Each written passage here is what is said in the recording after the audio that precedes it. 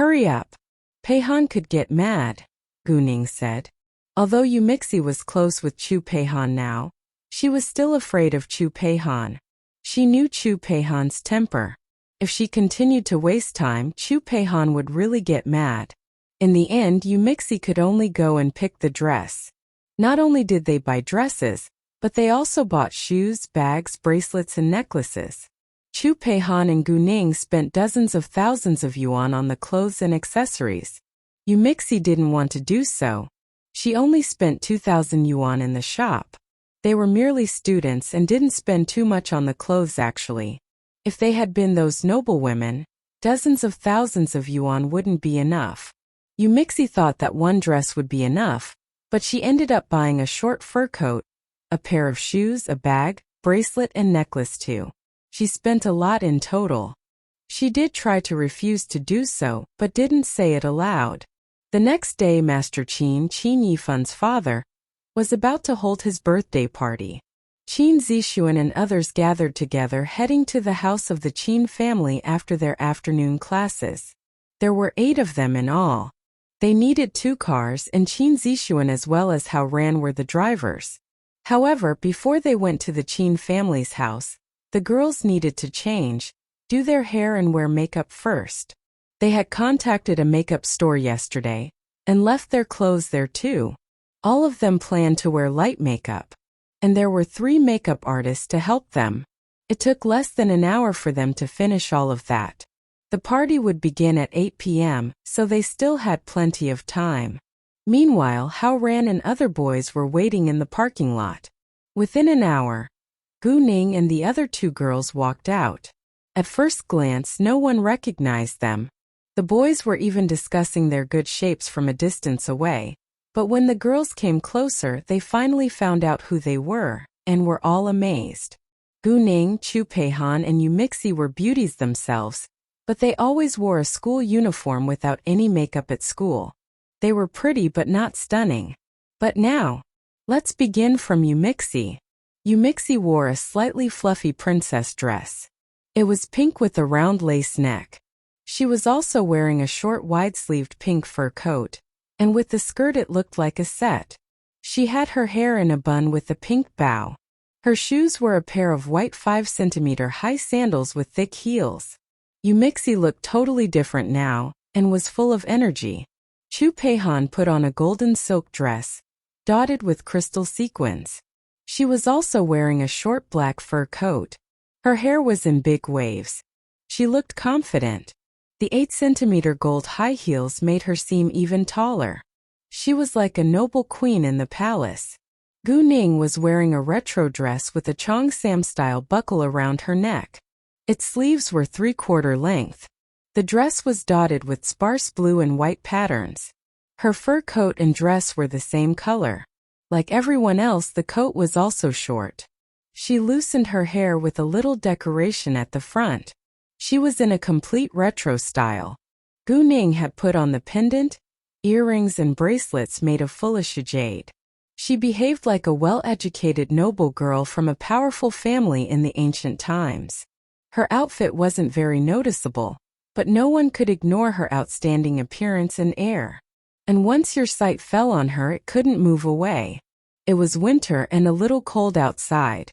The girls were all wearing fur coats to stay warm. What do you think? Seeing the boys were all amazed, Chu Peihan laughed with pride. You look gorgeous. Not only beautiful but also stunning. Indeed. You all look amazingly pretty after the makeup. The boys complimented. However, Chu Peihan was dissatisfied. She squinted at Hao Ran saying, "What do you mean? Aren't we beautiful without makeup?" Hao Ran immediately realized that he had said something wrong. He explained without delay. "I meant that you all are prettier with the makeup." "Very well." Chu Peihan was satisfied this time. "All right, let's go now. I don't want to be a monkey in the zoo." Facing the looks from people around them, Gu Ning felt uncomfortable. "I'm not a monkey. I'm a beauty." "A beauty," Chu Peihan argued. After that, the group of them went to the Qin family's house. Ning Ning, I'm nervous. It was the first time Yu Mixi had attended such a significant party. She was very anxious now. Relax. Let's go inside hand in hand, Gu Ning comforted her. The Qin family house was located in a high-end villa area in the suburb with a large green land. It seemed more like a resort than a villa. It was a 300 square meter detached 3-floor villa with a garden and a swimming pool. The whole area was about 600 or 700 square meters large. The family who could afford such a villa here in City F must be extraordinarily rich. Each villa cost at least a few dozen million yuan. When they arrived at the villa, it was almost 7 p.m. The guests were mainly famous chairmen and important officials. Most of them came with their families. Boss, please wait in the car for a moment. I need to change first before I come out and welcome you, Qin Zixuan said. Sure, Gu Ning replied.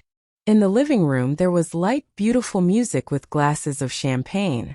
Everyone was having fun, and the atmosphere was harmonious. There was central heating in the room, so the women all took off their coats wearing just their gowns. They either had the coat in hand or put it elsewhere.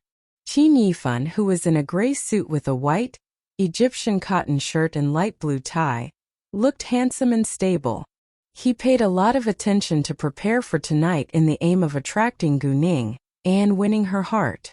Whether he could attract Gu Ning and win her heart remained unknown, but many girls from rich families in the living room already liked him.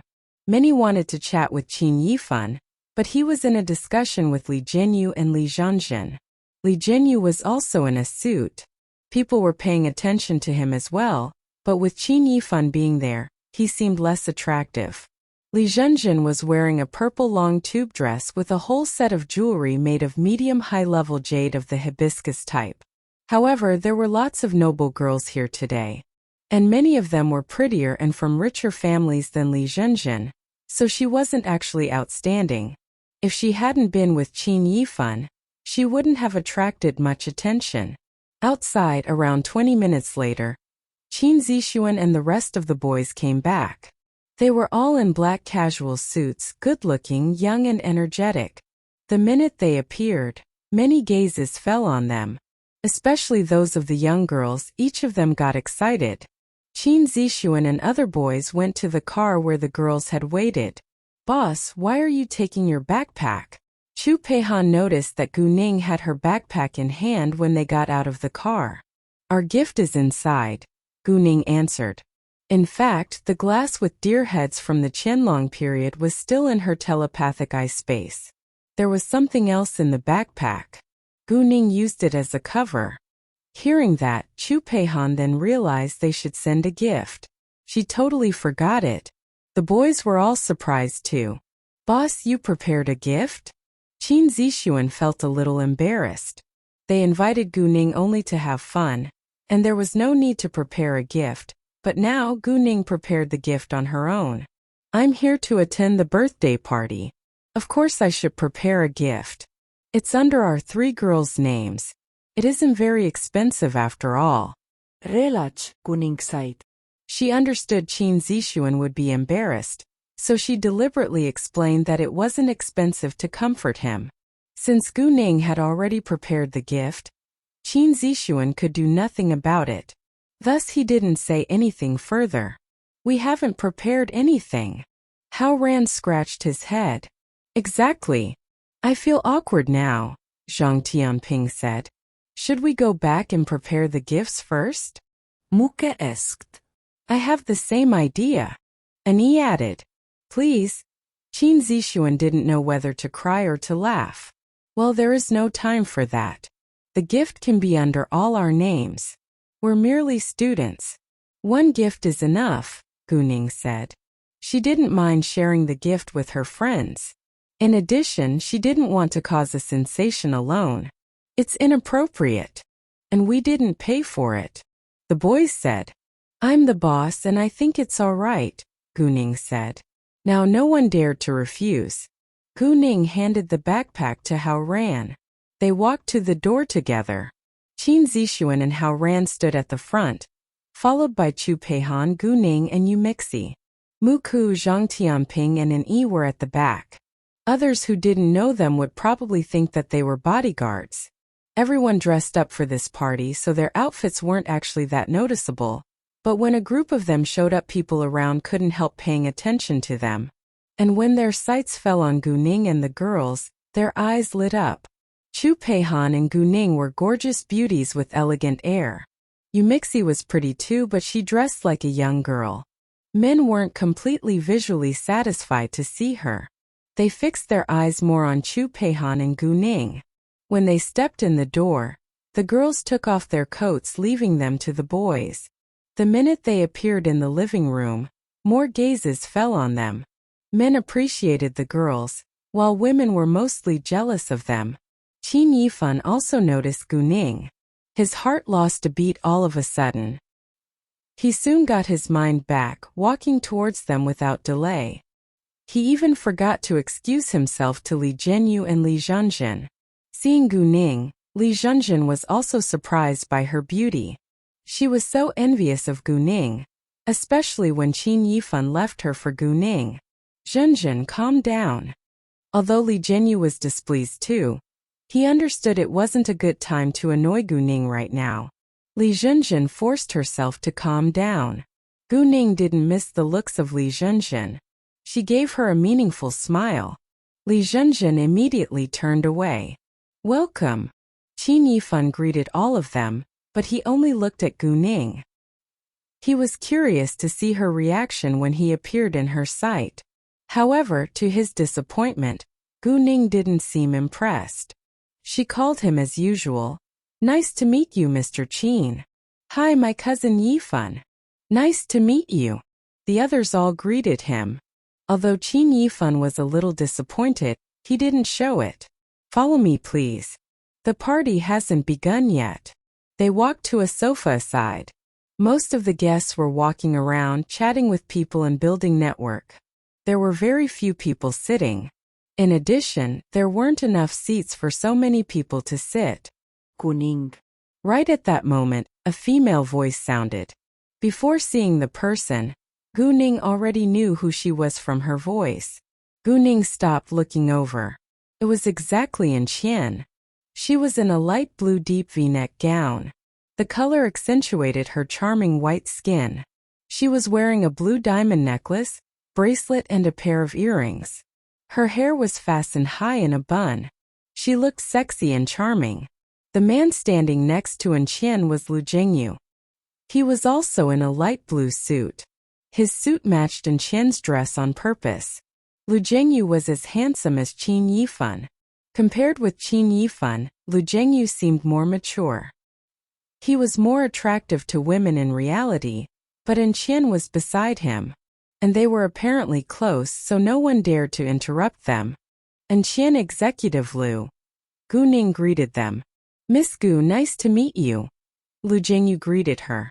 "Hi, Executive Lu, Missin." Qin Yifan came over. "Nice to meet you, Mr. Qin." Qian and Lu Jingyu said. "I was wondering who is so attractive." "It's you." Qian looked at Guning, joking. "It was our group of people entering together. It's hard to ignore us," Guning said. She was being modest. Qian smiled. She then noticed a familiar figure behind Guning. She was slightly surprised. Don't you hate these parties? Why are you here today?" "Cousin Qian, since my close friends are all here, I didn't want to be alone," Yi answered. Guning was astonished to find out that Yi and Qian were cousins. "All right. You all have fun. We need to greet our other friends there." Qian herself wanted to talk with Guning, but Lu Jingyu needed to socialize with his friends. As his female partner, Qian had to follow him. After that, Qian and Lu Jingyu left. Qin Yifan guided Guning and others to a sofa. Qin Zixuan understood that Qin Yifan would be busy tonight, so he said, "Brother, you can go and welcome the other guests. I'll handle it here." "Great. You all have fun. I must leave now." Although Qin Yifan wanted to talk with Guning, he was occupied tonight. He told Qin Zixuan to take care of them before walking away. Seeing that Qin Yifan was finally alone now, Some girls from noble families immediately went to chat with him. Out of politeness, Qin Yifan behaved like a gentleman, even though he disliked them. What do you want to drink? I'll get it for you. Qin Zixuan asked his friends. Red wine please, Gu Ning said. Me too, Chu Peihan added. Orange juice please, Yu Mixi said. She was still not used to drinking wine. The boys all ordered red wine as well. Some men around them had the intention to chat with the girls, but Qin Zixuan and other boys were there too. They behaved like bodyguards sitting or standing beside the girls. No man dared to come near. And some girls who wanted to chat with the boys all stayed away too. With you all standing here, no one dares to chat with us, Chu Peihan joked. I don't think a man who randomly chats with beautiful girls is a gentleman. Besides, look at their faces. I think we're much more handsome than them, Qin Zixuan said. Exactly, we're young and good-looking. Aren't you satisfied with that? Hao Ran added. We're too familiar with each other. I get bored, Chu Peihan said. Qin Zixuan and the boys were speechless. Meanwhile, some saw a familiar face. It was Qin Zheng. Qin Zheng's family wasn't a rich family, but a powerful one. Thus his family had received an invitation letter too. As for those businessmen who only had dozens of million yuan of wealth, they weren't qualified to get an invitation letter. The guests here were either the super-rich or the authorities. The super-rich ones all had hundreds of million yuan of wealth, while the powerful ones were at least in the positions of vice director of a department. Qin Zheng's family name was Qin too, but he had nothing to do with Qin Yifan's family. Qin Zheng was a tall, handsome boy. He was wearing a formal suit and looked mature. Many girls found him attractive as well. What is he doing here? Is he a male gold digger here for the super-rich girls? Hao Ran asked with curiosity. Ah! Hearing that, Gu Ning and others laughed out loud. They knew Hao Ran was joking, but they couldn't deny it. Parents attended such parties to build or strengthen network. And their children were here for the same aim, to have or maintain a close relationship with the second generation of the super-rich or the authorities. If anyone could settle a marital alliance, it would be much better. Everyone was here for an aim. Benefit was the most important motivation. Qin Zheng had been with Gu Xiaoxiao because he approved her background. Although Gu Xiaoxiao's family was scarcely comparable with the families in this party tonight, she was the best Qin Zheng could get. And the real super-rich girls couldn't care less about Qin Zheng's family. It was fine to become friends with Qin Zheng, but no super-rich girl really wanted to marry him. Before long, Qin Zheng also noticed Gu Ning and others. Especially when he saw Gu Ning, he was completely stunned by her beauty. He was aware that Gu Ning and Qin Zixuan were friends, which was the reason Gu Ning was here. He also knew that Gu Ning was beautiful, but she was stunning tonight after she had dressed up. All of a sudden, Qin Zheng fell in love. He was so regretful that he had broken up with Gu Ning. In addition, he didn't care about Gu Ning's background anymore at that moment. He clearly knew that he fell in love with Gu Ning now. Unfortunately, he didn't dare to come up to talk to her. Chu Peihan approached Gu Ning, gloating over Qin Zheng's misfortune. Look at his gaze on you. He must be greatly regretful. Actually, Chu Peihan never understood why Gu Ning, who was an excellent girl, had been with Qin Zheng before. Even though it was the truth, Chu Peihan couldn't believe it. Indeed, if the old Gu Ning had been today's Gu Ning, she would have been together with Qin Zheng. But today's Gu Ning was totally different from the old one. Gu Ning only smiled but didn't say a word. She apparently noticed the regret on Qin Zheng's face, but she didn't care. She had never respected him. A few minutes later, and Guangyao got there too.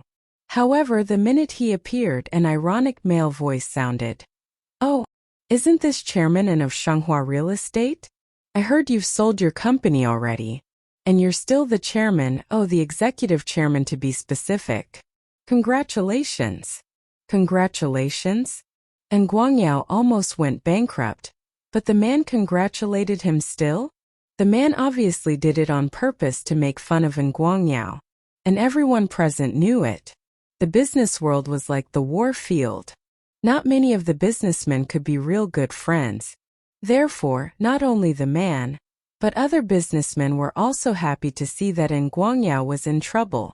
However, others also disliked the man's behavior. It was Master Chin's birthday party. He shouldn't cause Nguyen trouble right now, and he would only leave a bad impression on the Chin family. The man was named Wu Lianchin, a president of a branch of a giant group in City F. He was the same age as Nguyen. This branch was involved in the real estate industry and had 1 billion yuan in assets. Wu Lianqing, as the president, owned 25% shares of this branch. His net wealth was 200 or 300 million yuan at most. Wu Lianqing was ambitious. He had planned to acquire Shanghua real estate as his own private property, but he hadn't been willing to pay a reasonable price for it. Thus Gu Ning had seized the chance. Nguyen was annoyed, but he didn't show it on his face. He replied, "Oh, I almost went bankrupt, but President Wu still congratulated me. That's interesting. Chairman, please don't be mad at me. I didn't mean that at all. I congratulated you only because you kept your job as the chairman of Shanghua Real Estate," Wu Lianqing explained. He of course wouldn't admit it. "Well, President Wu, I don't think you need to explain it. You will only make it worse. You congratulated me because I kept my job as the chairman. However, I could keep my job only because I sold my company. Otherwise, I wouldn't need to work as an employee, and the company would still belong to me," Nguyen said. "You." Wu Lianqing didn't know what to say. He realized that he had been rude. He wanted to make fun of Nguyen, but now he was a joke himself. "Chairman, if you insist on saying that, I can't do anything about it." Then Wu Lianqing walked away, like he was the victim. Nguyen let him go. It wasn't appropriate to cause a scene at this party after all. He turned and immediately noticed Gu Ning and her friends. Nguyen was amazed by Gu Ning's outfit. "This girl could always surprise you." Nguyen walked towards them. An Yi greeted him at once. The others did the same thing without delay.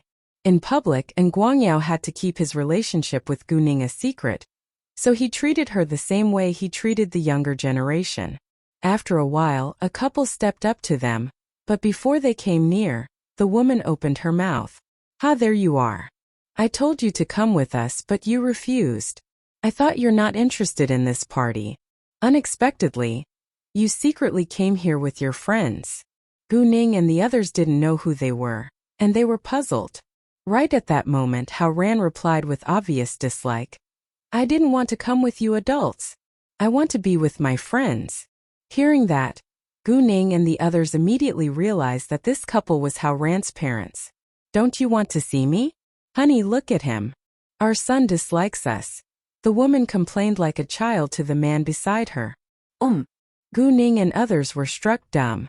Was this Hao Ran's mother? She was so adorable. However, both Hao Ran and his father, Hao Zhonglong, rolled their eyes with one accord. Hao Ran said, "Mom, it's a public place. Could you please behave normally?" "What did you say?" Hao Ran's mother suddenly changed her face, like she was irritated. Gu Ning and others were once again surprised by Hao Ran's mother's quick reaction, but it was much easier to get along with such a delightful person. "Chairman, please don't mind her." Hao Zhonglong ignored Hao Ran and his wife, talking to Nguyen instead. "Chairman Hao, so nice to meet you." "I don't mind at all," Nguyen replied. He shook hands with Hao Zhonglong. Hao Zhonglong ran a business in the hotel and catering industry with 500 million yuan of wealth. His company was ranked just behind Shanghua Real Estate in City F according to the assets. The two families didn't have any conflict in business, so they got along well. In addition, Nguyen and Hao Zhonglong now found out that their sons were close friends already.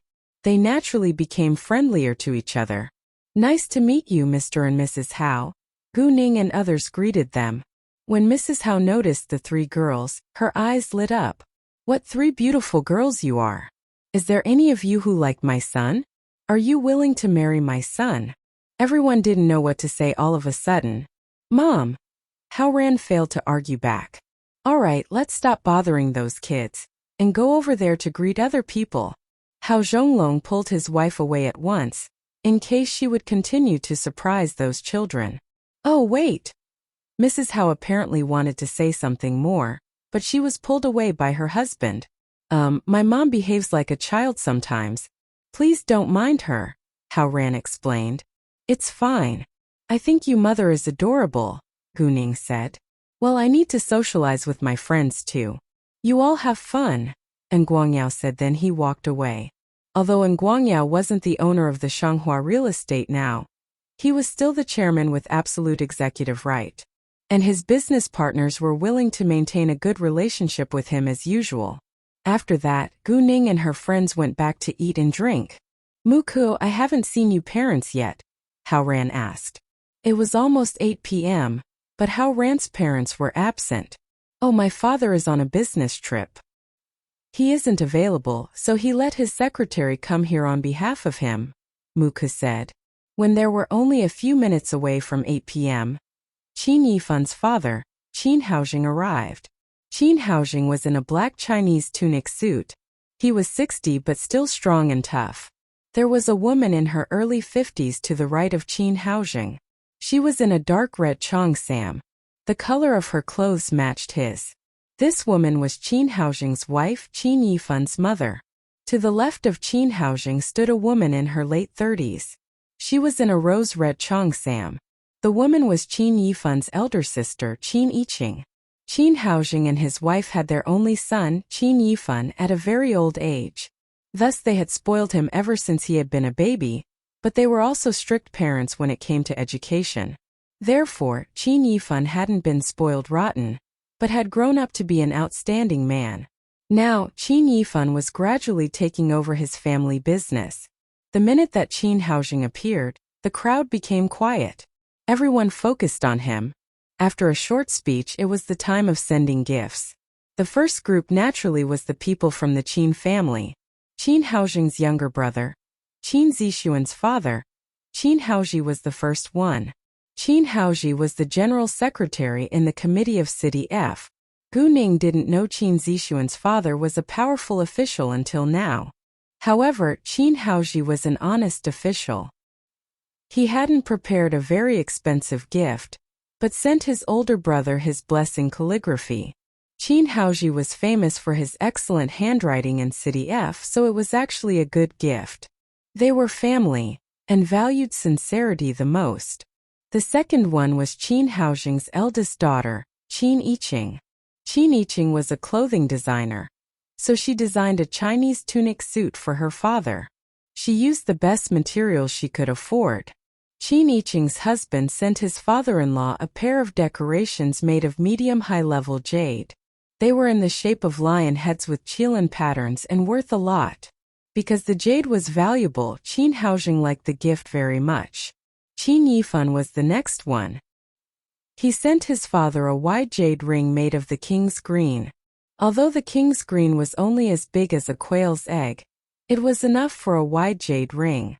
Knowing that it was made of the king's green, the crowd erupted into discussion. Qin Haojing was also stunned. He couldn't believe that it was real. He took the wide jade ring and checked it. It proved to be the real king's green.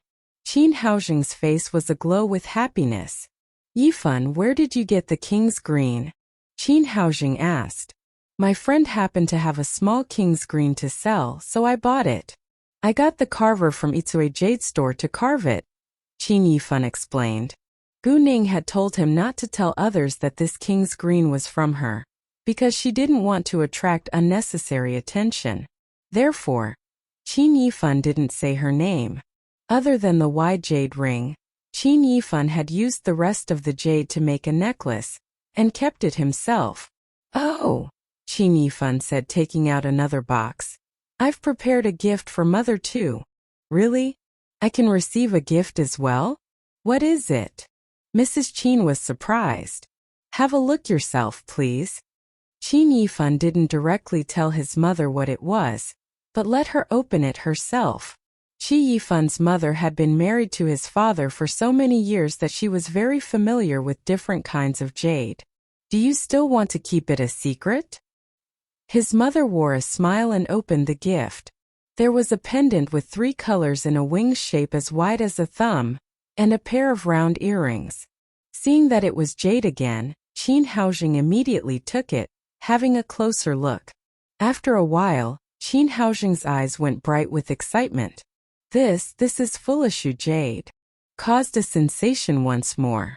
Qin Yifan was being really generous with his money today. Did you buy this from your friend too? Qin Haojing asked. Yes, Qin Yifan answered. And Qin Haojing stopped asking. Then it was the time for those guests to show their presents. The gifts were naturally all valuable. The price ranged from hundreds of thousands to several million yuan. Only a minority of the guests sent a gift at the price of several million yuan. It wasn't appropriate if the gift was too expensive after all. And there could be a rumor that the sender of the gift wanted to ride on the Qin family's coattails.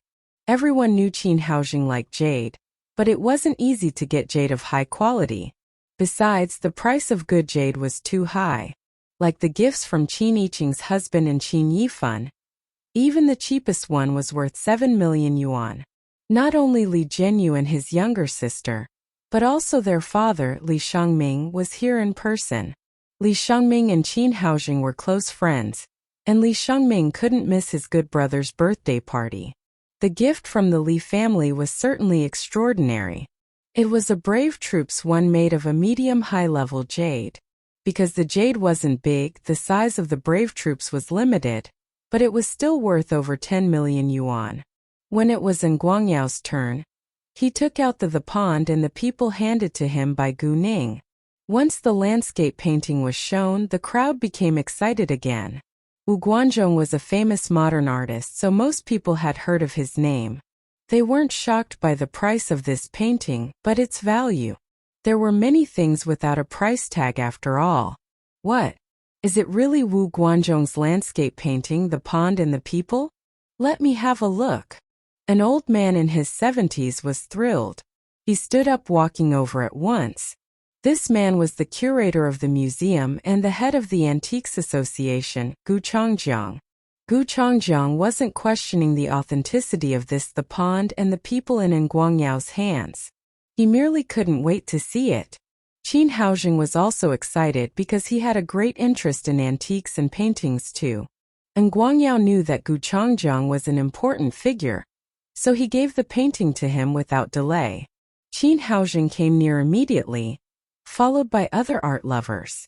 In the beginning, some didn't believe that it was real because the authentic one was rare, but after a while, Gu Changjiang proved it was real. He said, "A few years ago, the snow of Peking was sold at the price of 5 million yuan. The pond and the people must be more expensive than it." Knowing that, everyone took a long breath. The price of this painting was higher than 5 million yuan. At the same time, everyone believed Guangyao sent this very valuable gift for an aim. He must be fawning on the Qin family. Therefore, many people gave him an unkind look. And Guangyao didn't mind though, but explained, "Master Qin, I assume you must already know that I've sold my company. Actually, this painting is from the real boss of Shanghua Real Estate. My boss coincidentally bought it with only 1,000 yuan in the antique market. Please take it if you like it." What? 1,000 yuan? Hearing that, everyone rounded their eyes in shock. 1,000 yuan to buy a valuable painting at the price of 5 million yuan? It was unbelievable. If it was true, the real boss who had bought Shanghua Real Estate must be an outstanding person. Haha, I of course like it very much. Qin Haojing laughed. This gift was right up his alley. He didn't even want to disguise his happiness. Although he was curious about who the real boss of Shanghua Real Estate was, he didn't ask the question. Since the real boss wanted to keep it a secret, he didn't bother to find out the answer. The guests continued to show their gifts. Some also sent antiques at the price from hundreds of thousand yuan to several million yuan. Although the price wasn't low, no other gift was more valuable than the pond and the people. Gu Changjiang might have taken a look at the other gifts, but he wasn't as excited. When the part of sending gifts almost ended, Gu Ning took her backpack from Muku. She stepped back to where no one noticed her. Gu Ning opened her backpack, exchanging what was in it with the gift she had prepared. She then returned with the gift in her hands, leaving the backpack with Muku again. Qin Yifan paid attention to Gu Ning from time to time. He saw Gu Ning coming back with a wooden box in her hands. It was 20 centimeters wide and 30 centimeters long. Without a doubt, it was the gift for his father. He didn't expect that Gu Ning would be here with a present. It wasn't his intention. Once Gu Ning walked ahead, everyone focused on her. Some were amazed. Some were appreciating her beauty, while some were jealous of her. Gu Ning ignored them directly. Qin Haojing didn't know Gu Ning. He only thought that she must be a well-educated girl from a noble family. Master Qin, it's so nice to meet you. My name's Gu Ning, a friend of Qin Yifan and Qin Zixuan. It's my honor to be here tonight. Please allow me to represent my group of friends. May your happiness be as immense as the East Sea, and may you live as long as the Zhongnan Mountains. Gu Ning sighed. Very well. Thanks you so much, Miss Gu. Qin Haojing smiled. Qin Yifan stepped forward to take the box. According to the rules, he needed to announce the name of the gift. The minute Qin Yifan opened the box, seeing the name on the card, he was astonished. He glanced at Gu Ning and her friends, then slightly raised his voice. A glass with deer heads from the Qianlong period in the Qing dynasty. What? Are you sure? Hearing that, Gu Changjiang once again stood up all of a sudden. He immediately approached. Qin Haojing did the same thing. People who had heard of the glass were all surprised. And those who hadn't heard of it knew that it must be very rare because Gu Changjiang was so thrilled. Gu Changjiang held the glass in his hands carefully. He checked it for a long time with excitement on his face. Although this glass was cheaper than the pond and the people, it was as valuable as the landscape painting. It was an antique from the Qianlong period after all, and it was even in soft pastels. Qin Zheng didn't believe that Gu Ning had paid for this glass, because she was too poor to afford it. It must be the others who had bought it. The part of sending gifts ended. The party went on, and everyone enjoyed it. Li Zhenjin wanted to talk with Qin Yifan to stop him from getting near to Gu Ning, but she was too late to do that. Qin Yifan was already standing by Gu Ning. Li Zhenjin was so mad, but she didn't dare to interrupt them. She was afraid Gu Ning would tell Qin Yifan what she had done to her. Li Zhenjin wasn't the most stunning lady in this party, but she was beautiful. Many men tried to chat with her, but Li Zhenjin only wanted Qin Yifan. She turned them down with the excuse that she didn't feel well. Those men didn't show their displeasure for the sake of Li Zhenjin's background, but they disdained her behavior in their hearts. Qin Yifan apologized to Gu Ning. I invite you all to have fun here tonight. I don't expect that you prepared a gift. I'm sorry to let you spend so much money on it. Chu Peihan and others felt a little embarrassed, because they hadn't prepared the gift at all. Gu Ning actually handled it alone. It's nothing, Gu Ning said airily. Qin Yifan smiled and dropped the topic. He asked with care instead. Do you feel at ease at this party? Yes, Gu Ning answered. In her previous incarnation, she had attended countless parties. She was totally accustomed to it. That's good to hear, Qin Yifan said. At that time a young couple walked over. The man was Wei Zhiruwei, but the woman was unfamiliar to Gu Ning. Miss Gu, it's been a while, Wei Zhiruwei said to Gu Ning. Mr. Wei, nice to meet you. Gu Ning sighed. She then nodded to the young woman beside him with a kind smile on face. The woman smiled back as greeting. Gu Ning didn't know their relationship, so she didn't call the woman randomly. Are you used to living in the Fenghua luxury mansion? Wei Zhiruwei asked. Yes, thank you for asking, Mr. Wei, Gu Ning replied. It's my pleasure. You are the client introduced to me by my good brother. I of course need to care more about you. Otherwise my good brother would be displeased, Wei Zhiruwei said, half joking. Gu Ning just smiled a little. The couple didn't stay long before they left. Qin Yifan wanted to stay longer by Gu Ning's side, but as the host, he couldn't spend all his time and energy on only one of his guests. Therefore, he walked away after a short while. As soon as Qin Yifan left, Gu Ning found out that the jealous looks that had been on her the whole time was finally removed too. It must have been from Li Zhenjin. Gu Ning looked over, seeing Li Zhenjin sitting in a corner alone. She took her wine glass and said something to Chu Peihan and other before walking to Li Zhenjin. Li Zhenjin fixed her eyes on Qin Yifan, so she didn't notice that Gu Ning was coming over. When she realized it, Gu Ning was right before her. Li Zhenjin felt anxious, but it was too late to avoid her. Besides, if she avoided her in front of Gu Ning's face, it would be too clear that she was afraid of Gu Ning. Although Li Zhenjin was frightened by Gu Ning, her pride would never allow her to escape while in Gu Ning's sight. "Miss Li, so nice to meet you again." Gu Ning smiled, greeting to Li Zhenjin. The fake smile on her face was quite sarcastic. "Oh, nice to meet you again." In the public, Li Zhenjin had to greet Gu Ning back, but her smile was even uglier than a crying face. "Unfortunately, Miss Li is here with your brother and father tonight, or I would treat Miss Li well," Gu Ning said in a meaningful way. "Would treat her well? Did Gu Ning want to hurt her?" "You." Li Zhenjin was annoyed, but she had to curb it. "Gu Ning, don't be so mean." "Am I being mean?" "Miss Li, I don't understand." Gu Ning pretended to be puzzled. "You?" Li Zhenjin was so mad but didn't dare to tell the truth. Seeing that Li Zhenjin couldn't do anything but swallow her anger, Gu Ning was greatly pleased. She stopped pretending but said it plainly. "Li Zhenjin, I told you that you must bear the consequences of what you've done to me. However, when and where I'll pay you back totally depends on me. I assume you must already know that those hoodlums are still in the hospital right now. And how Gu Ning would get revenge was also up to her mood." "You?" Li Zhenjin's face turned pale in fear. Her body tightened. The minute Li Zhenyu noticed that Gu Ning was with Li Zhenjin, he knew that something must be wrong. He walked to them without delay. Seeing that, Gu Ning didn't waste her time but left at once. "Zhenjin, what did she say to you?" Watching Li Zhenjin being scared, Li Zhenyu asked with worry.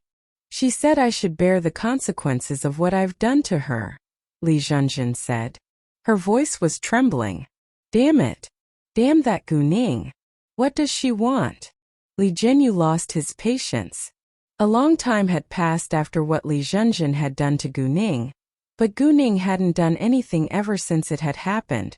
Meanwhile, she always threatened Li Zhenjin that she would get revenge. What did Gu Ning want? Both Li Zhenjin and Li Zhenyu didn't tell their father what had happened. They still didn't want their father to find out. The birthday party ended at 10 p.m. Gu Ning and her friends left. Qin Yifan wanted to drive Gu Ning home, but he wasn't available now, so he could only let Qin Zixuan do it. And Yi went back home with his father. As for the rest, Hao Ran and Qin Zixuan would send them home. Gu Ning and Yu Mixi were in Hao Ran's car, while Zhang Tianping, Mu Ku and Chu Peihan were in Qin Zixuan's car. "I've noticed you were talking with the girl named Gu Ning most of your time tonight. Do you like her?" Qin Yiqing walked to Qin Yifan's side and asked. Although it was a question, Qin Yiqing already knew that the answer was affirmative. As Qin Yifan's older sister, she knew her younger brother very well. Qin Yifan seldom talked a lot with females. Even with Li Zhenjin, who he had grown up with, Qin Yifan remained quiet a lot. In addition, Qin Yifan couldn't help glancing at Gu Ning from time to time, and his gentle attitude towards her explained everything already. Yes, Qin Yifan didn't bother to deny it. He couldn't lie to himself now. Yes, he liked Gu Ning, but unluckily, in Gu Ning's eyes, he was only an ordinary friend for now. Qin Yifan had no idea how he should chase Gu Ning. "I've never heard of a super-rich family with the family name of Gu," Qin Yiqing said. It was obvious that she demanded that the girl must be from an equal family. Qin Yifan was upset at once. He said with displeasure. I don't care. Nevertheless, our family cares. We don't demand that you have to marry a woman from a family as rich and powerful as ours, but she can't be a random girl. I think Zhenjin is an excellent choice. Actually, Qin Yiqing said that not because she liked Li Zhenjin, but because she knew Li Zhenjin so well. For now, Li Zhenjin was the best choice. I only regard Zhenjin as my younger sister. I won't marry her, all right? Please don't get involved in my personal affairs, Qin Yifan said with impatience. He then ignored Qin Yiqing, turning and heading to his room. Qin Yiqing let him go, but she had an evil idea in her mind. Since Qin Yifan wouldn't listen to her, she could only deal with Guning now. The Qin family would never allow him to marry an ordinary woman. Li Zhenjin was hiding not far away from them. She heard their talk clearly. She had sensed Qin Yifan's affection towards Guning, but it was totally unacceptable to her when she heard it herself. Li Zhenjin hated Guning to the death. She wanted Guning to disappear right away, but now she couldn't do anything. If Qin Yifan found out about what she had done, their relationship would be ruined. Yumixi changed her clothes before she went back home, because she didn't know how to explain it to her father. Guning didn't have that problem. She went straight home in her gown. Gu Man complimented her continuously. When Guning had just changed her clothing, she received a message from Qin Yifan. He asked her whether she was home or not. Guning sent a message back. I'm home now. Qin Yifan. Great. Actually, Qin Yifan wanted to say more, but didn't know what to begin with. He didn't have the courage to tell Guning that he liked her yet. Time flew. It was Friday already. Guning had been living a peaceful life these past few days.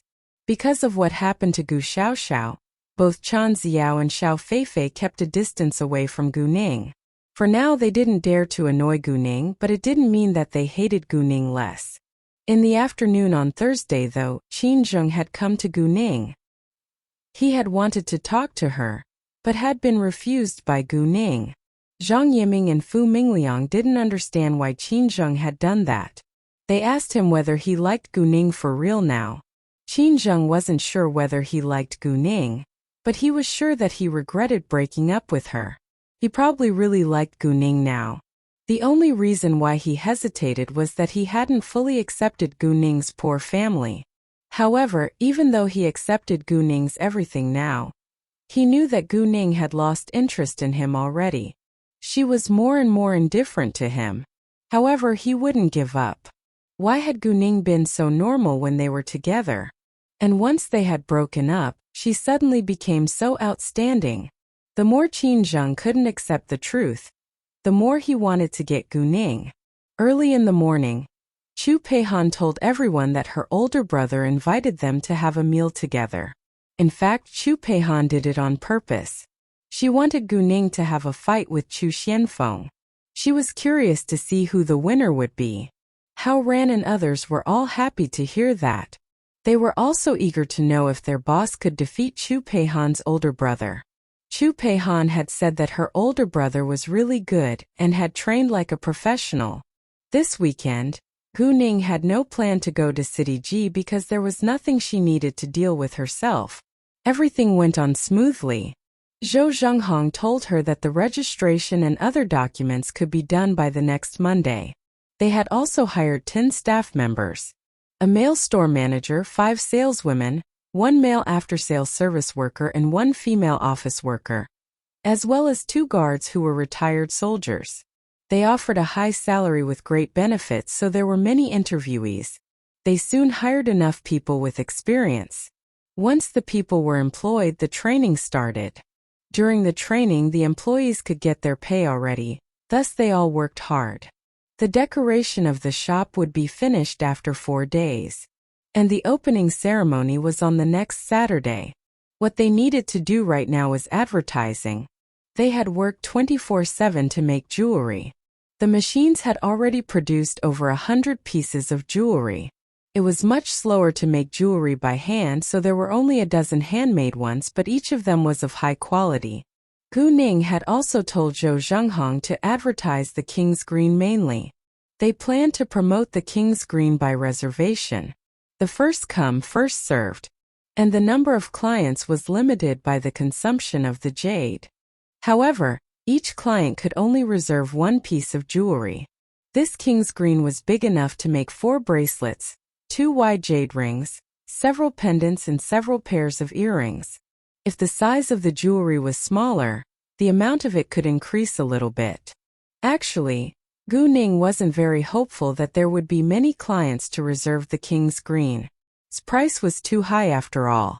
Not many could afford it or were willing to pay a fortune for it, but it was still a good promotional plan. In the afternoon, Gu Qinyang told Gu Qinxiang that he had settled the school. It was a normal high school, number 2 high school in City G. Gu Xiaoxiao could go and register on Monday. Even though Gu Qinxiang was satisfied already, Gu Qinyang asked Gu Qinxiang whether Gu Xiaoxiao would live in the dormitory or outside the school. If she lived outside, she needed to rent a house first. In fact, Gu Qinyang turned to the number 2 high school on purpose. It was far away from his home, so that Gu Xiaoxiao couldn't stay in his place. Gu Qinxiang wasn't in the mood to deal with this mess now. He understood his daughter's character. Thus he let Gu Qinyang find an apartment for Gu Xiaoxiao near the school. He planned to buy Gu Xiaoxiao a house when she went to university. When the afternoon classes were over, Chu Peihan and her friends took a taxi heading straight to the hotel where Chu Xianfeng had booked a room. It was a 5-star hotel in the downtown. When they arrived there, Chu Xianfeng was waiting for them. Seeing Gu Ning, Chu Xianfeng was a little uneasy. He wasn't confident enough that he could beat Gu Ning. It would be super embarrassing if he lost, but he couldn't behave like a coward. Therefore, he wore a calm and relaxed face even though he wasn't confident. "Nice to meet you all.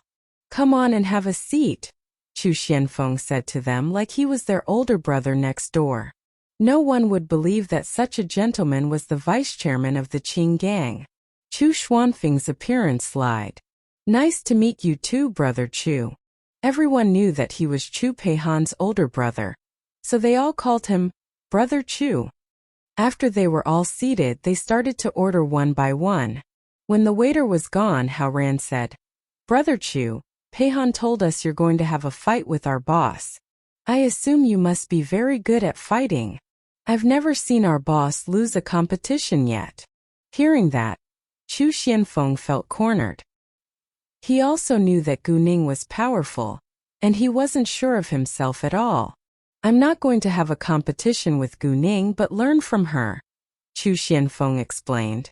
It seemed as if he was being modest, but it was also a great way to save his face if he lost.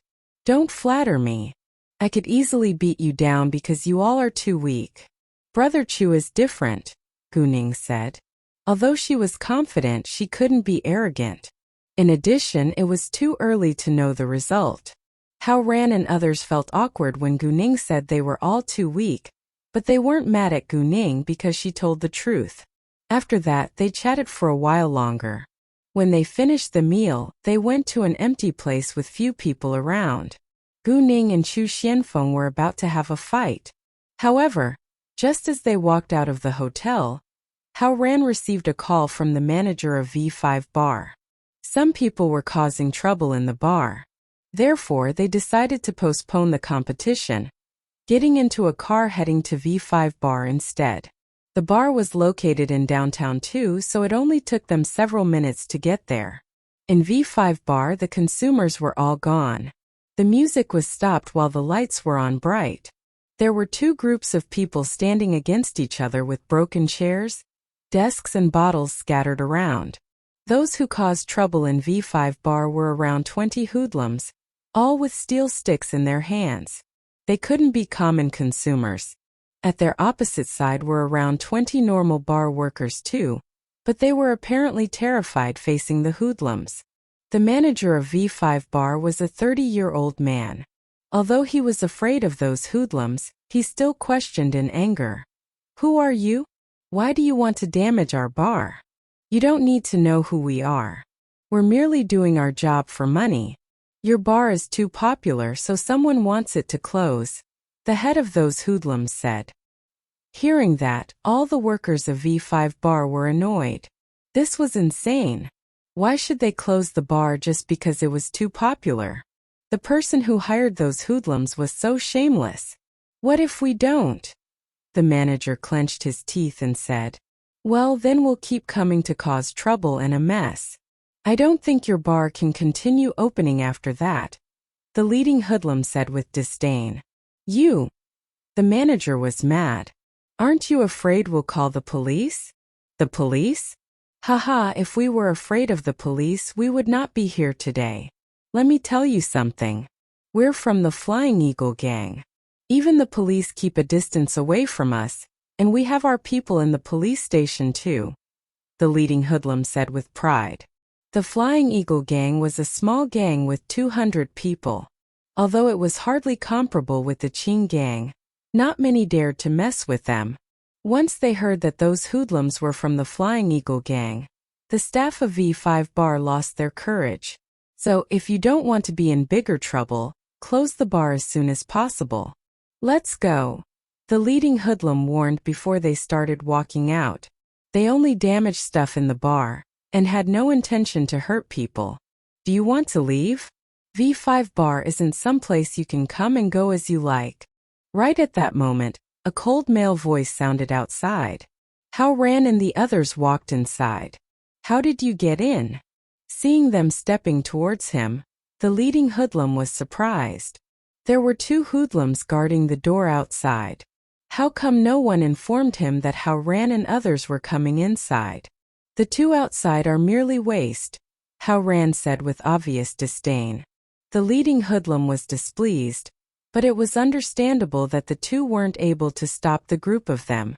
In addition, Hao Ran and others were mostly in school uniform. The leading hoodlum believed that they must be ordinary students, so he raised his voice. So what? We just come and go as we like.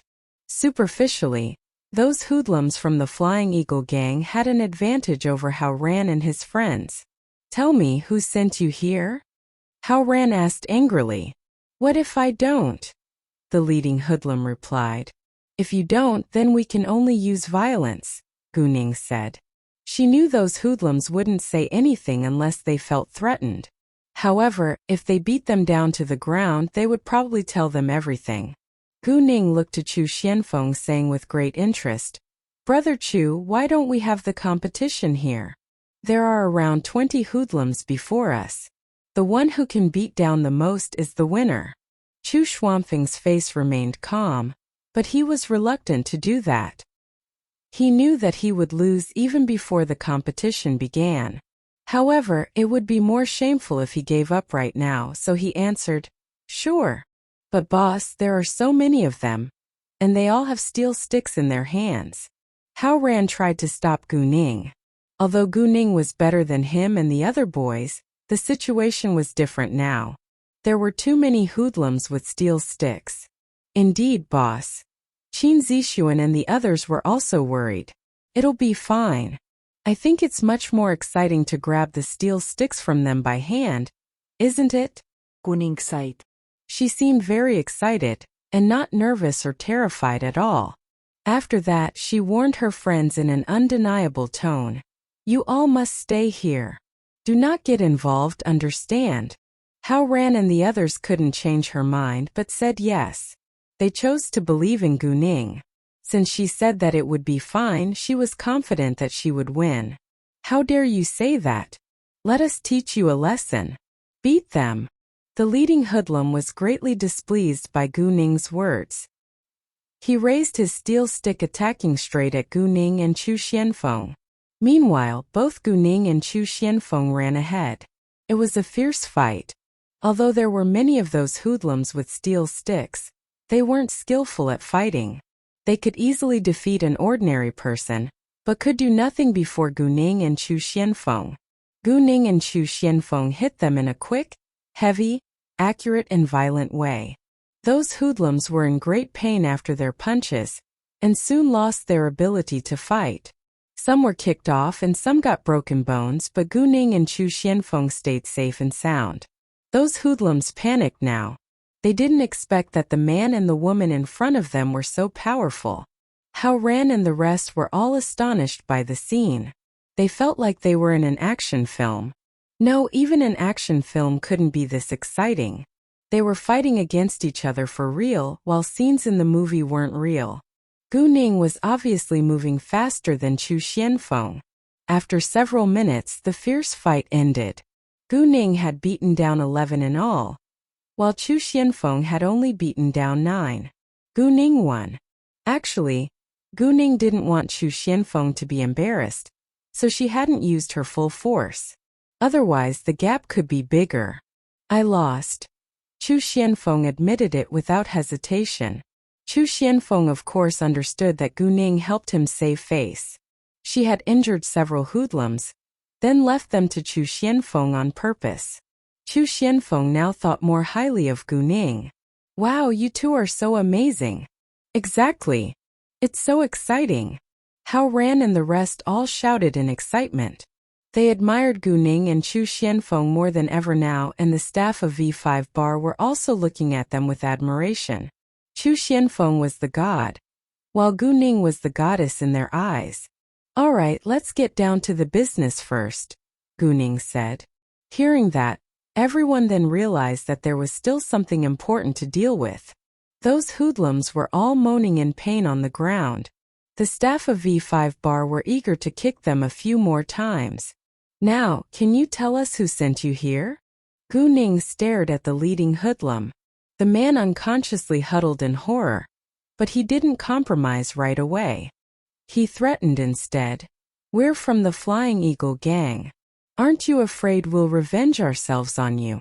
Hao Ran and several boys hesitated. Although they were from either powerful or rich families, they weren't willing to have bad blood with the gang. However, Gu Ning, Chu Xianfeng and Chu Peihan didn't care about that at all. Flying Eagle gang? Oh, isn't it just a small gang with only 200 people? This place has the Qing gang's support, Chu Xianfeng said. Since he said so, he decided to protect this V5 bar. However, those who didn't know his identity were all astonished. Since when had the Qing gang supported V5 bar? They soon realized that Chu Xianfeng must be threatening those hoodlums with the Qing gang's name. But was it appropriate that he used the Qing gang's name casually? What if the Qing gang was irritated? Some felt worried, but no one said it aloud. From Gu Ning's perspective, Chu Xianfeng wouldn't use the Qing gang's name for no reason. It wouldn't do any good for V5 bar. Thus she believed that Chu Xianfeng must know someone in the Qing gang.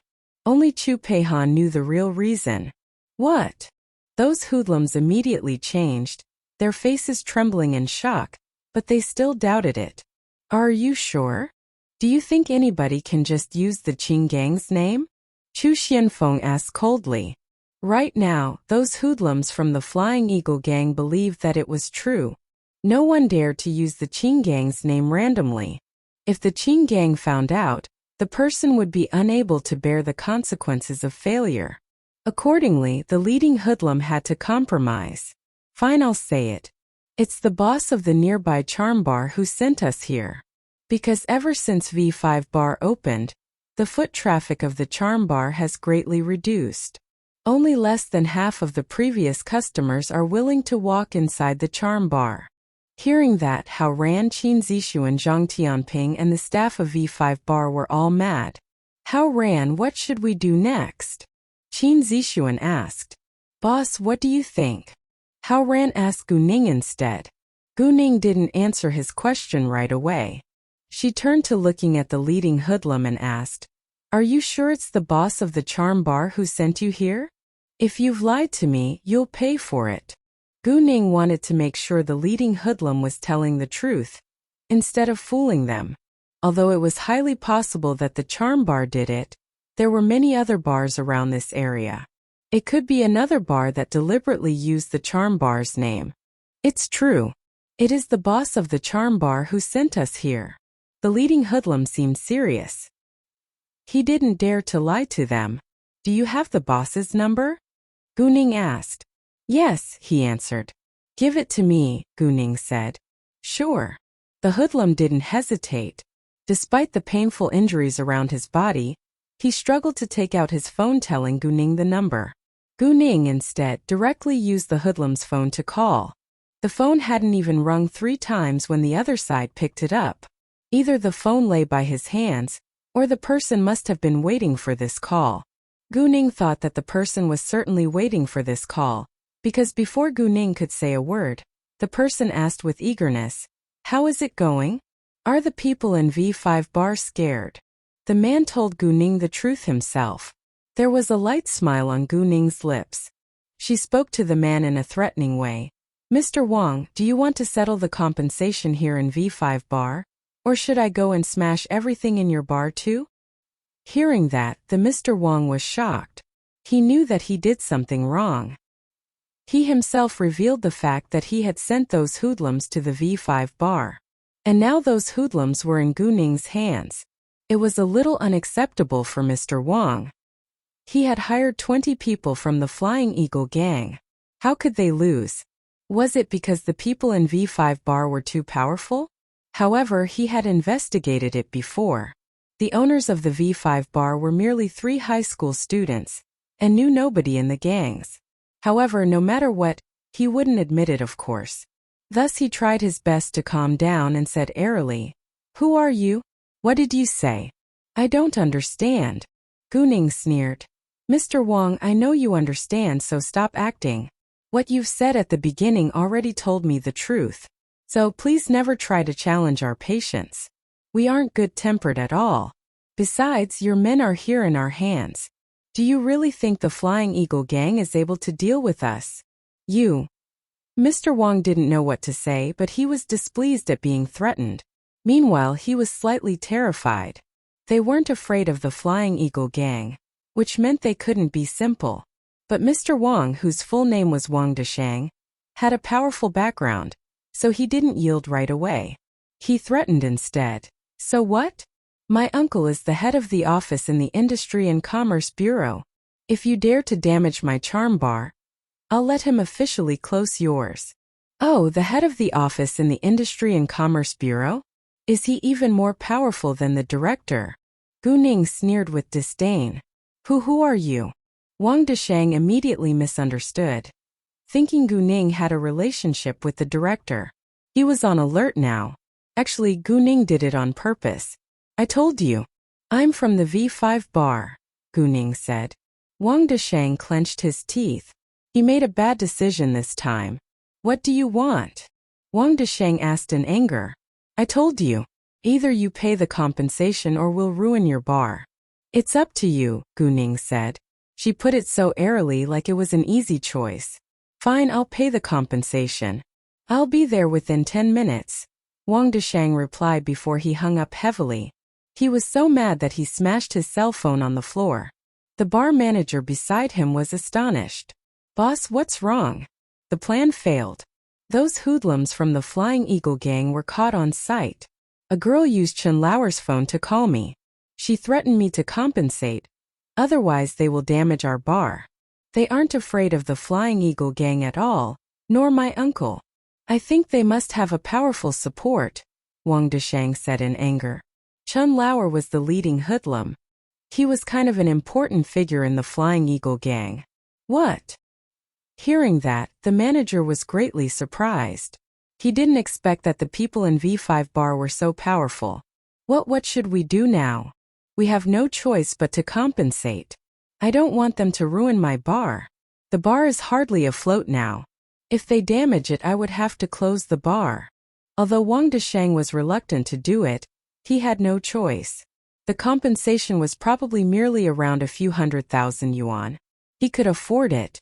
Later, Wang Deshang and his several men walked towards the V5 bar. Hao Ran had already arranged for his people to be outside of the V5 bar, in case normal customers accidentally got in. Wang Deshang and his men arrived before long. In the V5 bar, everything was kept in the same mess. Gu Ning didn't allow them to clean it up. It was the on-site evidence after all. And those hoodlums from the Flying Eagle gang were all squatted at the corner. None of them dared to move. Gu Ning and the others faced the door standing in a line, waiting for Wang Deshang. The minute Wang Deshang walked inside, a group of students in school uniform came into his sight. Although he already knew that the owners of the V5 bar were 3 high school students, it was hard for him to accept it when he saw it with his own eyes. He even thought that he must be in the wrong place. Then Wang Deshang noticed that the hall was in a mess and Chen Lauer, as well as his men, were all squatting in the corner with injuries. Wang Deshang was slightly afraid that he would be beaten like that. "Who is the boss?" Wang Deshang asked. He knew that the boss was a student, but he didn't know which one was the boss. "It's me." Hao Ran stood out. "How much should I compensate?" Wang Deshang asked. This time Gu Ning walked ahead and said, "We've done the math. There are 72 smashed pieces of furniture to sit on. 10 of them are booths. Each booth is 2,000 yuan, so it's 20,000 yuan in all. 10 of them are sofas. Each sofa is 4,000 yuan, then it is 40,000 yuan in all. 20 of them are chairs, and each is 800 yuan. That is 16,000 yuan in all. Besides, there are 32 broken stools. Each is 200 yuan and 6,400 yuan in all. The bar counter costs 30,000 yuan. The stage is 10,000 yuan, and the whole set of the music equipment costs 100,000 yuan. We naturally have to redecorate the bar after it has been damaged so badly. Takes a week at least. According to our previous renovation fee, we need 50,000 yuan.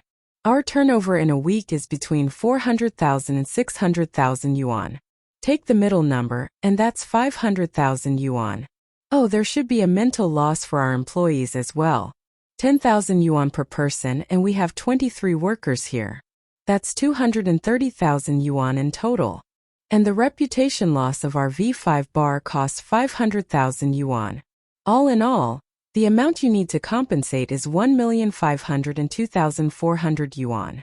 Let's exclude the fraction of the price.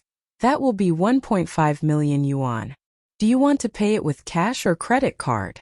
Wang Deshang looked completely stunned. He thought 400,000 yuan would be enough, but Gu Ning asked for 1.5 million yuan. He didn't expect that the V5 bar was so profitable per week. Its weekly turnover was several times higher than his charm bar. Wang Deshang's jealousy was burning. As for the compensation for the equipment and the loss during redecoration, Wang Deshang persuaded himself to accept it, but he was utterly unwilling to pay the mental loss of the employees and the reputation lost by the V5 bar. It was a robbery. Wang Deshang argued in anger. "Are you trying to rob me? I'll only accept the compensation excluding the mental loss of the employees and the reputation lost by the V5 bar." Even then, he still needed to pay 770,000 yuan, which was a much higher price than his prediction, but now he had to bear the results. "I don't care whether it's acceptable to you. You have to accept it, or you won't be able to leave here safely," Gu Ning threatened. She was cruel to her opponents. "You?" Wang Deshang was shocked. "Wang Deshang, you better pay the compensation as soon as possible. This V5 bar has the Qing Gang's support. You can't bear the consequences of failure," Chen Lauer interrupted. He did that not because he was kind, but because he was in great pain now. He himself wanted to leave for the hospital as soon as possible. "What?" Wang Deshang almost fainted. "The Qing Gang? V5 bar had the Qing Gang support? How was it possible?" He didn't want to believe it, but Chen Lauer told him in person he had to believe it. Wang Deshang stopped struggling and paid the compensation in the end. Cost him a fortune this time. He didn't bring that much cash with him and chose to transfer it. Hao Ran signed a contract with him too, in case he would regret someday in the future. Although they weren't afraid of Wang Deshang, they didn't want more trouble. After that, Wang Deshang and Chen Lauer along with the other hoodlums left without delay, and each of the employees got 10,000 yuan for mental loss. The financial worker would transfer the money into their bank cards tomorrow. Then the V5 bar needed redecorating. All the employees naturally didn't need to work. In addition, they were all on paid leave. The bar manager and the financial worker would be in charge of the redecoration. Afterwards, Hao Ran invited Gu Ning and the others to have night snacks to thank them for their help. However, before they left, Hao Ran wanted to figure out one thing. He approached Chu Xianfeng asking, Brother Chu, you just used the Qing Gang's name to threaten the Flying Eagle Gang. Will it be fine? It'll be fine. The head of the City F branch of the Qing Gang and I are friends. They'll help me take care of V5 Bar, Chu Xianfeng said. To protect his real identity, he didn't tell Hao Ran that he was the leader of the Zhuke group in the Qing Gang. He didn't want Gu Ning and the others to stay away from Chu Peihan because of his position in the Qing Gang. It wasn't easy for Chu Peihan to have close friends. However, to Chu Xuanfeng's surprise, "What? Brother Chu, you know the head of the City F branch of the Qing Gang? That's awesome." Hao Ran was amazed by the news. He looked at Chu Xianfeng with obvious admiration. Qin Zixuan, Zhang Tianping and Mu Ku all had the same reaction. Jesus! It's so cool. You know the branch head? He must be a powerful figure. I'm so excited now, Qin Zixuan said. Me too. Me too, Zhang Tianping added. Why are you so excited? You don't know the branch head at all. Well, to be honest, I'm also thrilled. Although we don't know the branch head, we are friends with Brother Chu. Right. Muketern to Huxvan Feng. Since when had they become friends? This was the first time they had even met each other. They weren't familiar with one another yet. Those boys simply wanted to have a connection with the Qing Gang. Brother Chu, please support us from now on, Hao Ran said. Chu Xianfeng rounded his eyes in shock. Those teenagers were nothing like he had imagined, but he also felt relieved to see them being willing to accept it. Chu Peihan had the same thought. The leader of the Zhuke group was standing right before their eyes now. A branch head was actually nobody. Still, both Chu Peihan and Chu Xianfeng had no intention to tell them about their background. In the boys' eyes, the Qing Gang was terrifying indeed, but it was super exciting if they knew someone important in the Qing Gang. They weren't obedient kids, but they obeyed the laws. Although the Qing Gang was a mysterious gang, they knew it wasn't evil. Therefore, they were scared of it but also attracted by it. However, An Yi and Yu Mixi had a different attitude. They were afraid of the Qing Gang too, but they didn't think that it was attractive. They didn't hate it at the most. As for Gu Ning, she actually wasn't excited, but it would be good news if she could have a good relationship with the Qing Gang. What? Are you going to betray me? Gu Ning asked airily, seeing them being so excited. They were all struck silent at once. After a while, they immediately changed their tone. Of course not, you're always our boss. Indeed, please don't be mad at us, boss. Yeah. They all said with sincerity. All right, I'm just joking. Kuning Glauket. She walked out first, followed by the others. They planned to drink, so nobody drove the car. They took a taxi to a seafood restaurant and ordered a big private room. Hao Ran had gotten a huge amount of compensation, so they ordered many great dishes without thinking of the price. Even then, the meal only cost them several thousand yuan. During the night snacks, Chu Xianfeng received a call from Sitiyi. Sitiyi asked where he was now. Without further thinking, Chu Xianfeng told his boss that he was having night snacks with his younger sister and her friends. He also told Sitiyi the location of the restaurant. Unexpectedly, Sitiyi had just arrived at the City F. He would be at the restaurant in 20 minutes, which shocked Chu Xianfeng. However, before Chu Xianfeng could say another word, Sitiyi hung up. Chu Xianfeng was struck dumb for a long while. The others around the table noticed Chu Xuanfeng's astonished face. They all turned to him with a puzzled look on their faces. What happened? Chu Peihan asked her older brother with care. Her older brother usually kept calm. Even if something bad happened, he could remain calm. Hearing Chu Peihan's voice, Chu Xianfeng finally got his mind back. He realized he lost his manners just then, so he wore an embarrassed smile explaining, I have a friend who will be here soon. Would you mind? Although Chu Xianfeng wasn't sure that Sitiyi would come to this private room, he felt that it was better to tell them. Of course not, the others said. Peihan, come here. I have something to tell you. Chu Sun Fan Poulet Chu Peihan Asai.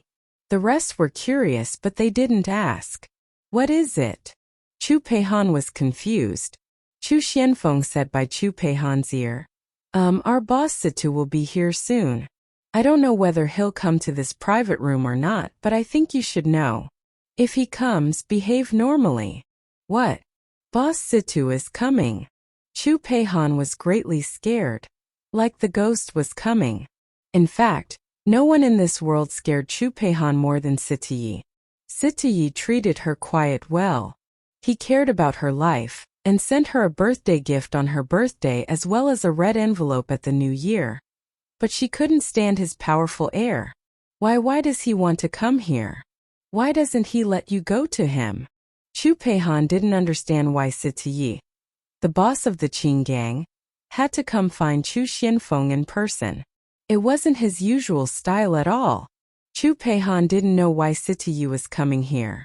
Why didn't he let Chu Xianfeng go to him? Chu Xianfeng also had no idea that Sitiyi was interested in Gu Ning. Gu Ning was his aim actually.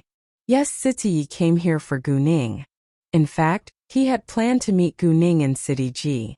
He had even checked the flights from City F to City G today to see whether Gu Ning was going to City G. She wasn't. Therefore, Sitiyi could only fly to City F himself. He wasn't sure that Gu Ning was among Chu Peihan's friends, but he wanted to find out for himself. It was the first time Sitiyi had been so interested in a woman. Well, Gu Ning wasn't a woman yet. She was only a teenage girl. Sitiyi always followed his heart when acting. Since he now had an interest in Gu Ning, he decided to get to know her thoroughly. Although he was the boss of the Qing gang, he could still live an ordinary life. Accordingly, it was obvious that he went to see Gu Ning in person. 20 minutes later, Sitiyi arrived. He called Chu Xianfeng to welcome him at the roadside. Chu Xianfeng immediately ran outside. The minute he got outside, he saw Sitiyi standing by the road, followed by two important figures in the Qing gang. "Boss, do you have something urgent to deal with?" Chu Xianfeng asked. "Nothing. I'm just hungry." Sitiyi ordered. "You two wait in the car. Xianfeng, lead the way." The two important figures of the Qing gang stayed in the car. Boss, are we going to where Peihan is?" Chu Xianfeng asked with uncertainty. He didn't believe Sitiyi as the boss of the Qing gang would dine with a bunch of high school students. It wasn't his style at all. "Anything wrong with that?" Sitiyi asked coldly like he was threatening him. Chu Xianfeng denied without hesitation. "Of course not. Please this way." Chu Xianfeng didn't dare to say it even if he thought that it was inappropriate. "But boss, they don't know I'm part of the Qing gang, so," Chu Xianfeng said. However, before he could finish, Sitiyi interrupted. "I understand." The door wasn't closed. Chu Xianfeng guided Sitiyi walking straight in. Sitiyi was dressed entirely in black. He had beautiful features with distinct lines of his face. He came in with an air of the king. Everyone was amazed when he appeared. Especially those boys, they all thought the man was handsome and cool. However, Gu Ning could sense that the man wasn't simple. He had an air of a killer. He must be a man of power. If Gu Ning guessed correctly, the man ought to have a close relationship with the Qing gang and was in a high position. He was probably the boss of the Qing gang that Chu Xianfeng had mentioned. However, Gu Ning was only guessing. She wasn't confident that she was right. At the same time, Sitiyi's sight fell on Gu Ning the minute he walked in. But he stayed expressionless, so Gu Ning didn't feel anything different. "This is my friend. His family name is Situ. You can call him Brother Situ." Chu Xianfeng introduced him to them. Hearing that, everyone called him Brother Situ. Chu Xianfeng had already prepared a chair for Sitiyi between him and Chu Peihan. Chu Xianfeng invited Sitiyi to be seated before introducing the teenagers around the table to him. Although there was no need for Sitiyi, the boss of the Qing gang, to know them, it was socially polite to do the introduction since for now Sitiyi was only Chu Xuanfeng's friend. First of all, Chu Xianfeng introduced from his left side. Hao Ran Qin Zixuan Zhang Tianping, and Yi Muku, Yu Mixi and Gu Ning. However, when he introduced Gu Ning, Sitiyi opened his mouth. "I've saw you once outside of the Huangding Hotel in City G."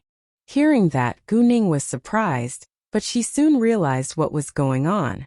He must have been with Chu Xianfeng. Well, we were together at that time, Chu Xianfeng explained. Gu Ning nodded without saying anything. The rest all knew that Gu Ning had been to City Ji, so they didn't think there was anything wrong with City Ye's words. I think you're quite good. Are you interested to have a try with me? City Yi asked. Sure. Gu Ning answered with alacrity. Gu Ning knew that this man was much better than Chu Xianfeng, and she enjoyed competing with the strong ones. Only challenges kept her progressing. Is there going to be another fight? I'm looking forward to it.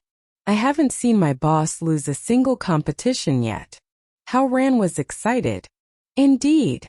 Qin Zixuan and the others agreed. What do you mean? Do you all want to see me fail? Gu Ning squinted. There was a hint of danger in her eyes. Hearing that, Hao Ran and others immediately realized that they had said something wrong. They denied at once. Of course not. We simply want to know how excellent you can be. Yes, we never want you to lose. Too late for that. Gu Ning didn't believe them.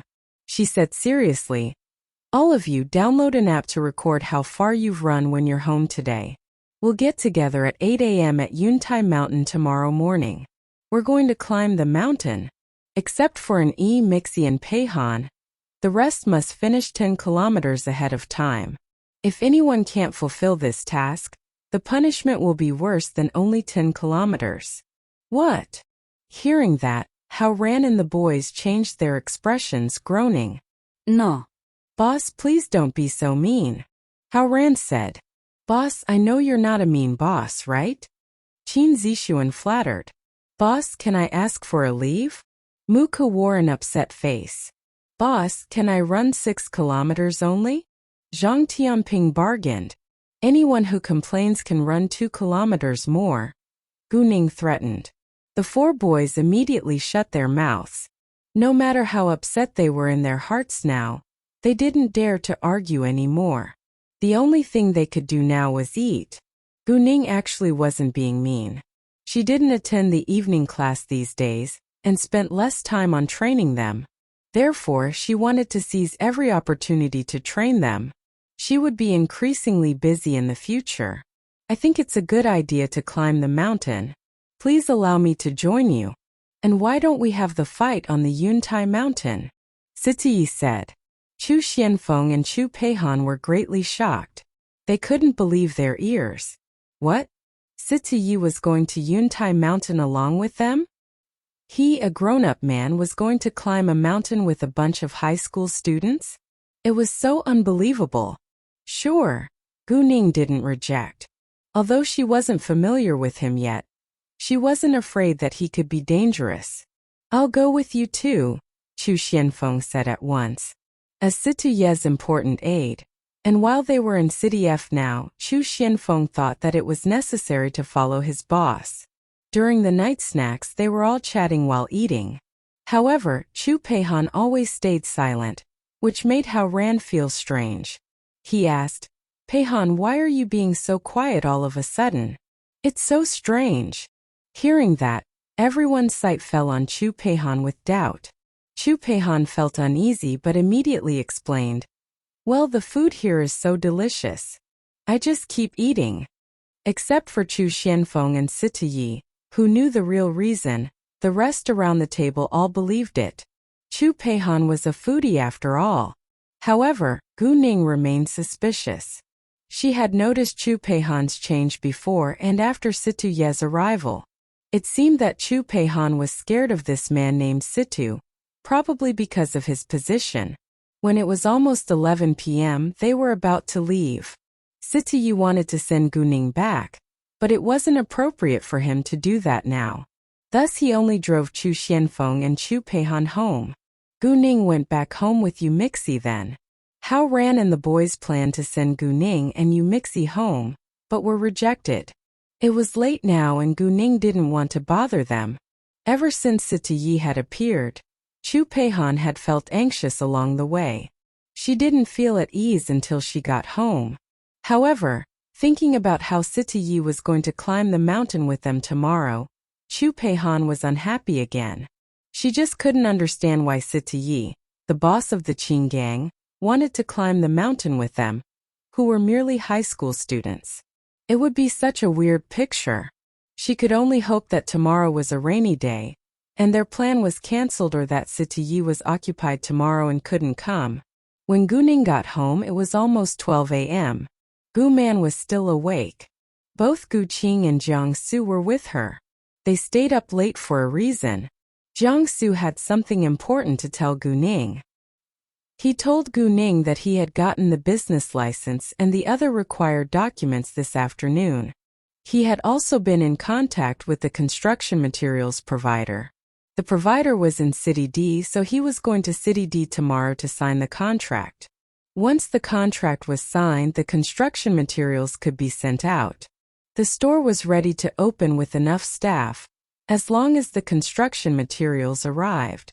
Jiang Su was going to tell Gu Ning more details but was interrupted by Gu Ning. "Uncle, you don't need to tell me everything. I trust you and you can be fully in charge of this business. If you have any trouble, you can turn to me for help then." Gu Ning didn't want to interfere in Jiang Su's business. Since Gu Ning had said that, Jiang Su stopped talking. After Gu Qing and Jiang Su were gone, Gu Ning told Gu Man that she was going to climb the mountain with her friends tomorrow. Gu Man agreed. The next day, Gu Ning got up at 6:30 a.m. She put on her casual clothes with her hair in a high ponytail. With the nourishment of the power, Gu Ning's skin became utterly smooth and flawless. Chu Peihan and Yu Mixi were so jealous of that. It was almost 7 a.m. when Gu Ning finished her breakfast. She took her backpack and left afterwards. It was around 7 kilometers from Fenghua Luxury Mansion to Yuntai Mountain, and it took about 40 minutes to run there. Gu Ning wasn't in a hurry. It would be all right if she arrived at the Yuntai Mountain at 7:50 a.m. It was around 7:40 a.m. when Gu Ning arrived. Many had arrived there already. Except for Hao Ran and the other 3 boys, they all came here by car. Hao Ran and the other boys had to fulfill the task of running 10 kilometers before 8 a.m., so they got up very early this morning and ran to the Yuntai Mountain. However, it wasn't far enough from their homes to Yuntai Mountain. Thus they kept running at the area around the Yuntai Mountain. They finally achieved their goal before 7:30 a.m., but each of them was too exhausted to stand up. They almost felt like they were dying. They had rested for nearly 20 minutes when Gu Ning arrived. However, none of them had recovered yet. Although Yuntai Mountain was a scenic zone, there weren't many visitors because most came here to climb the mountain. Sita Ye's car was parked right under a large tree. It was cool there. Sita Yi and Chu Xianfeng stayed in the car, while Chu Peihan, Yu Mixi and An Yi sat on a stone bench talking under the large tree. Hao Ran and the other 3 boys were lying on a nearby piece of grassland. Chu Xianfeng was sitting on the driver's seat. The window faced right at the entrance, so he noticed Gu Ning running from afar. He rounded his eyes. "No way! Is she running here?" Hearing that, everyone watched the entrance. They were all surprised. Chu Xianfeng got out of the car at once.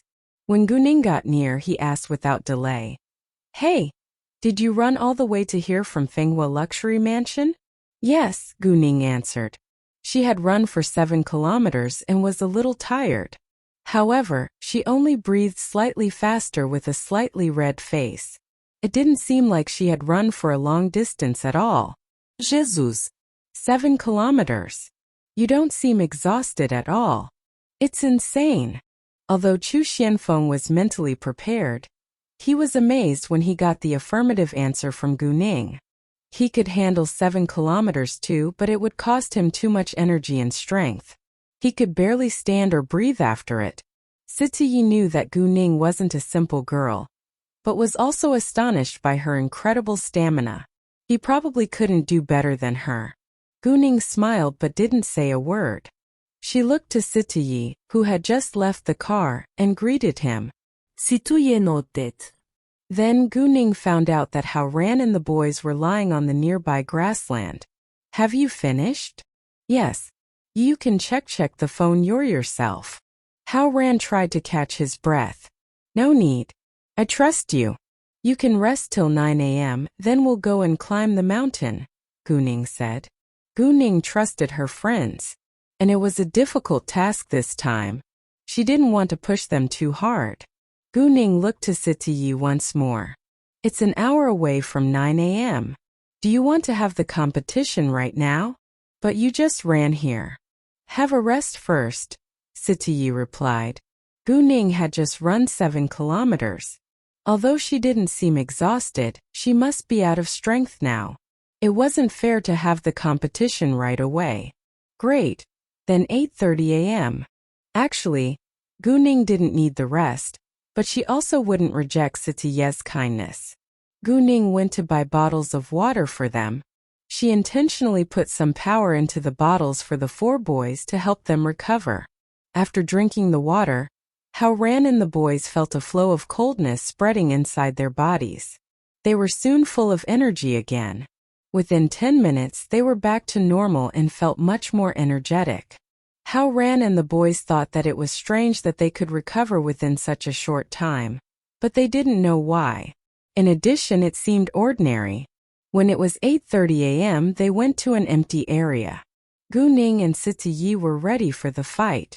For those who didn't know Siti Yi's background, they were positive about Gu Ning's ability. Gu Ning had beaten down 11 hoodlums with steel sticks before their eyes yesterday. There was no reason for them not to believe in Gu Ning. However, Chu Xianfeng and Chu Peihan held a totally different opinion. Gu Ning was outstanding indeed. She was even better than Chu Xianfeng, but Siti Yi was far better than Chu Xianfeng. They had no clear understanding of Gu Ning's real ability, and they also knew that appearances lied. But they still believed that Siti Yi was better than Gu Ning. Accordingly, they didn't think that Gu Ning could win. Both Gu Ning and Siti Yi had no intention to beat the other down. So the competition was limited to 5 minutes. They nodded to one another, then the game began. In the beginning, neither of them used full force. It wasn't clear who was better. However, as the time went by, the two gradually increased their strength to attack. Gu Ning felt the strong power from Siti Yi. Siti Yi had the same feeling. Gu Ning was only a teenage girl. It was shocking that she was so extraordinary. After a while, Gu Ning knew clearly that Siti Yi was better than her. She was doomed to lose. However, Gu Ning didn't feel controlled by Siti Yi, like she had when Leng Xiaoting had done it to her last time. Therefore, although Siti Yi was better than Gu Ning, it was impossible for him to hurt her. The two were in a fierce fight, which was exciting too. Although yesterday's fight was violent too, it wasn't enjoyable because those hoodlums were too weak when compared with Gu Ning. What Gu Ning and Siti Yi were doing now was the real competition between masters of Kung Fu. Gu Ning didn't want an obvious failure, so she used her power to stay strong. In that case, insiders might know that Siti Yi was better, but outsiders couldn't figure out who was going to win. Even so, both Siti Yi and Chu Xianfeng were greatly amazed by Gu Ning's extraordinary ability. Siti Yi was more experienced, but he wasn't able to beat Gu Ning.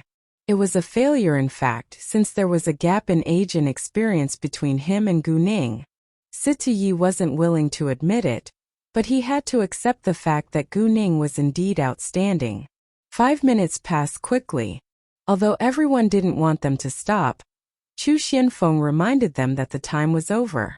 Siti Yi was his boss after all. He had to follow his boss's order. "You're awesome," Siti Yi complimented plainly. "You're better," Gu Ning admitted rapidly. "Please have some water and rest now." Chu Xianfeng took 2 bottles of water, handing them to Siti Yi and Gu Ning separately. They all prepared food and drink before 9 a.m. and began to climb. They didn't need to rush, so they climbed the mountain at a normal speed. The next day after Master Qin's birthday party, Li Zhenzhen was about to leave, but Qin Yiqing invited her to stay. It seemed as if Qin Yiqing wanted Li Zhenzhen to keep her company, but actually she wanted Li Zhenzhen to get along with Qin Yifan for a while longer. Li Zhenzhen was reluctant to stay because she was afraid of Gu Ning, But she was also unwilling to give up this great chance, so she persuaded herself to stay. Although Qin Yifan said he didn't like Li Zhenjin, Qin Yiqing planned to give it a try. They had known each other from a very young age, but didn't have much time to be together, especially after they had grown up. Qin Yiqing thought it was possible that the two would fall in love as long as they spent more time together. Qin Yifan of course knew what was on Qin Yiqing's mind. He had directly stayed out of his home for 2 whole days, and even refused to answer Qin Yiqing's calls. Qin Yiqing was annoyed. Qin Haojing and his wife told Qin Yiqing not to interfere in Qin Yifan's personal affairs. Although they wouldn't be pleased to see their son end up with an ordinary girl, they still wanted Qin Yifan to find his love and live a happy life. They also thought that Li Zhenjin was a great choice, but since Qin Yifan didn't like her, they couldn't force him to do it. If they forced Qin Yifan to marry Li Zhenjin, their parent and son relationship would be worse off. However, Qin Yiqing was snobbish and stubborn. The couple of Qin Haojing could barely communicate with her. Luckily, they believed that Qin Yifan was capable of making decisions on his own.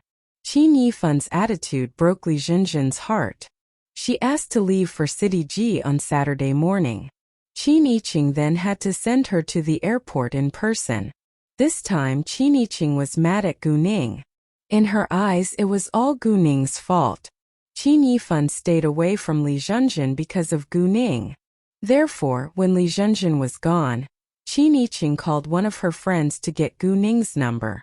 Then she called Gu Ning directly. Gu Ning was in the middle of climbing when she received Qin Yiqing's call. "Hi, is that Miss Gu Ning?" Qin Yiqing asked with politeness. "Yes, who is that please?" Gu Ning asked. "I'm Qin Yifan's older sister, Qin Yiqing. I want to talk with you about something.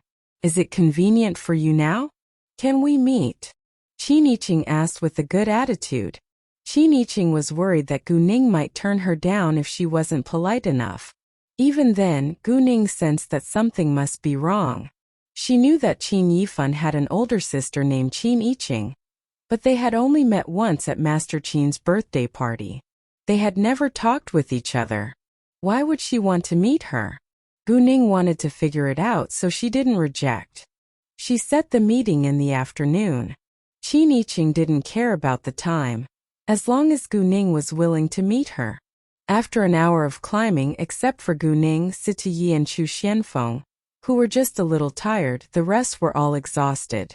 Especially in Yi and Yu Mixi because they were the weakest. Fortunately, they worked out a lot these days so they could still continue climbing. They carried on after several minutes of rest. The higher they climbed, the colder it got. Although it was cold, they felt warm instead because they had climbed for a long time. If it had been summer, they all would have fainted. 2 hours later, they were finally at the top. The top of the mountain was 300 square meters in size with small restaurants and supermarkets for visitors. Yuntai Mountain was very beautiful. Looking straight ahead from the fence at the top, there was groups of white clouds. The clouds were so near, it felt like you could touch it with your hands. This was where a visitor could appreciate the clouds. And the view at the bottom was breathtaking. There were magnificent cliffs, trees, and valleys. Hao Ran and others all took out their phones taking pictures with excitement despite their physical tiredness. It's amazing. This is my first time being on the top of this Yuntai mountain, even though I've lived in City F for so many years. Exactly, it's like heaven on the earth. Come on, I'll stand on this rock. Please take a photo of me with all the white clouds as my background. I want to fly in the sky. Me too. Gu Ning wasn't interested in taking photos. She walked aside to the edge of the cliff, taking in the fresh air and quietness. To be specific, she was absorbing the power here. Yes, the air at the top of this mountain wasn't polluted. It was clean with some power. Although the power was light, there was a lot around. Gu Ning collected a lot of power together, and the power grew thick. As more and more power was absorbed into her jade eyes, Gu Ning's sight got better and clearer. All of a sudden, Gu Ning found that there was a flow of power she failed to absorb. The power she couldn't absorb must be power that didn't belong to the heaven, the earth, or the jade. Then it must belong to antiques. The power was light and far away. It seemed that it was under the cliff. Guning looked around to figure out its location. She soon aimed at a crack between rocks. With the help of her jade eyes, Guning saw the inside of the crack gradually. There was a room after a 1-meter thick wall of rock. The room was round, 1 meter wide and 3 meters tall. 2 meters deeper down it became narrow again. The room was full of flows of white fog, the power. However, Guning didn't see the source of the power, because the room went deeper inside. Guning's jade eyes couldn't detect too far. Even though she couldn't see it, Guning was sure that there must be antique in the hole. The power was able to flow in the air, so there must be an antique with strong power, or there must be many antiques. Guning was curious to find it, but it wasn't the right time. She had to come here again alone another day. And she could only come at night when there was no one around.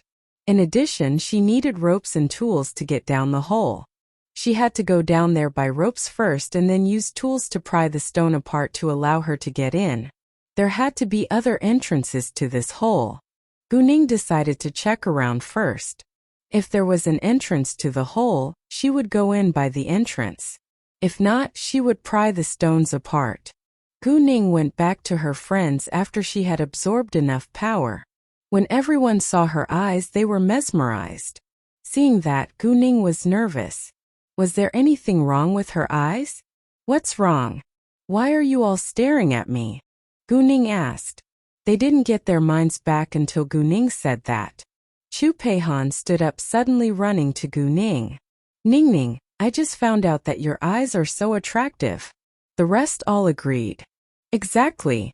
I just found that out too. Your eyes are so bright and clear. They're full of magic. We can't move our eyes away from yours. And I feel relaxed for no reason. Hearing that, Guning realized what had happened. Her jade eyes absorbed enough power, so her eyes changed too. Her eyes were full of magic? They couldn't move their eyes away from hers?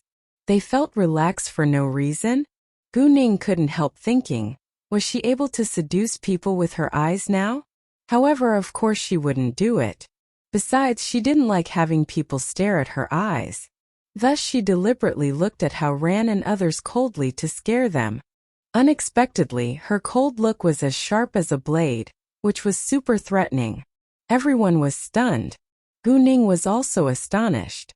The power not only made her eyes more attractive, but also frightening. Both Sitiyi and Chu Xianfeng were slightly surprised by her terrifying look. After a long breath, Chu Peihan said in an upset tone, "Boss, your look was so scary. I felt as if there was a knife against my neck." Chu Peihan stood right by Guning's side, so she had felt it more clearly. Exactly. If a look could kill people, we would be dead already, Hao Ran complained, like he had just survived from a deadly disaster. I almost had a heart attack.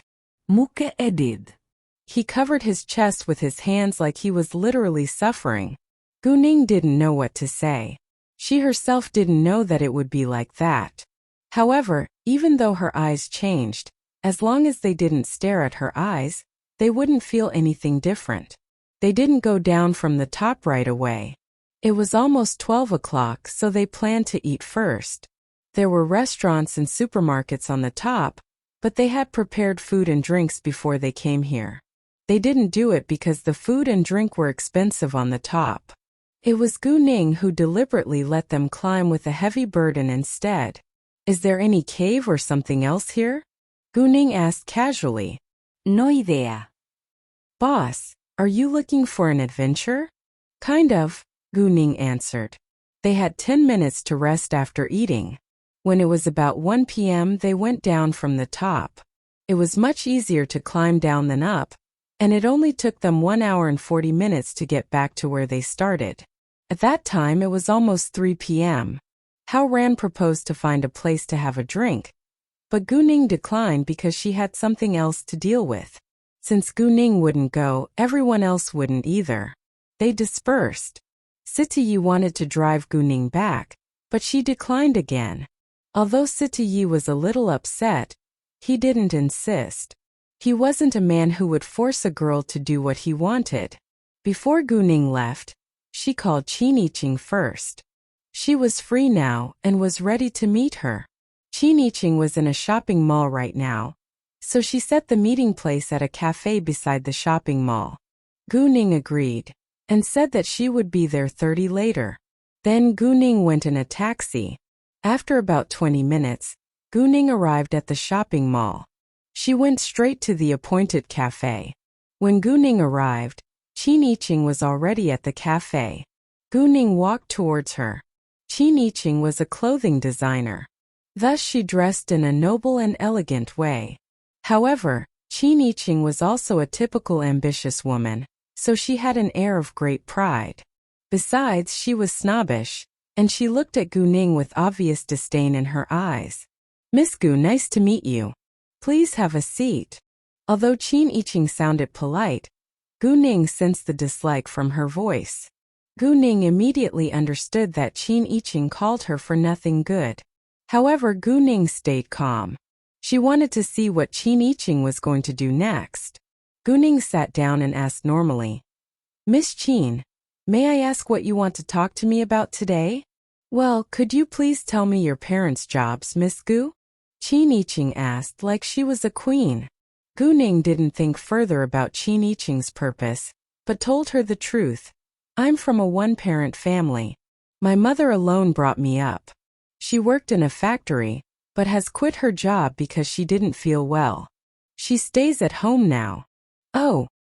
Hearing that, Qiniqing was greatly surprised. She thought that Guning would at least be from a family that could reach basic living standards. Unexpectedly, her family was in such a terrible condition.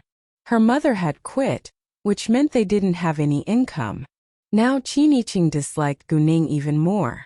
"If your mother is unemployed, how do you manage to live your life? Your mother worked in a factory. I assume her salary wouldn't be high. Do you have enough savings to support your life?"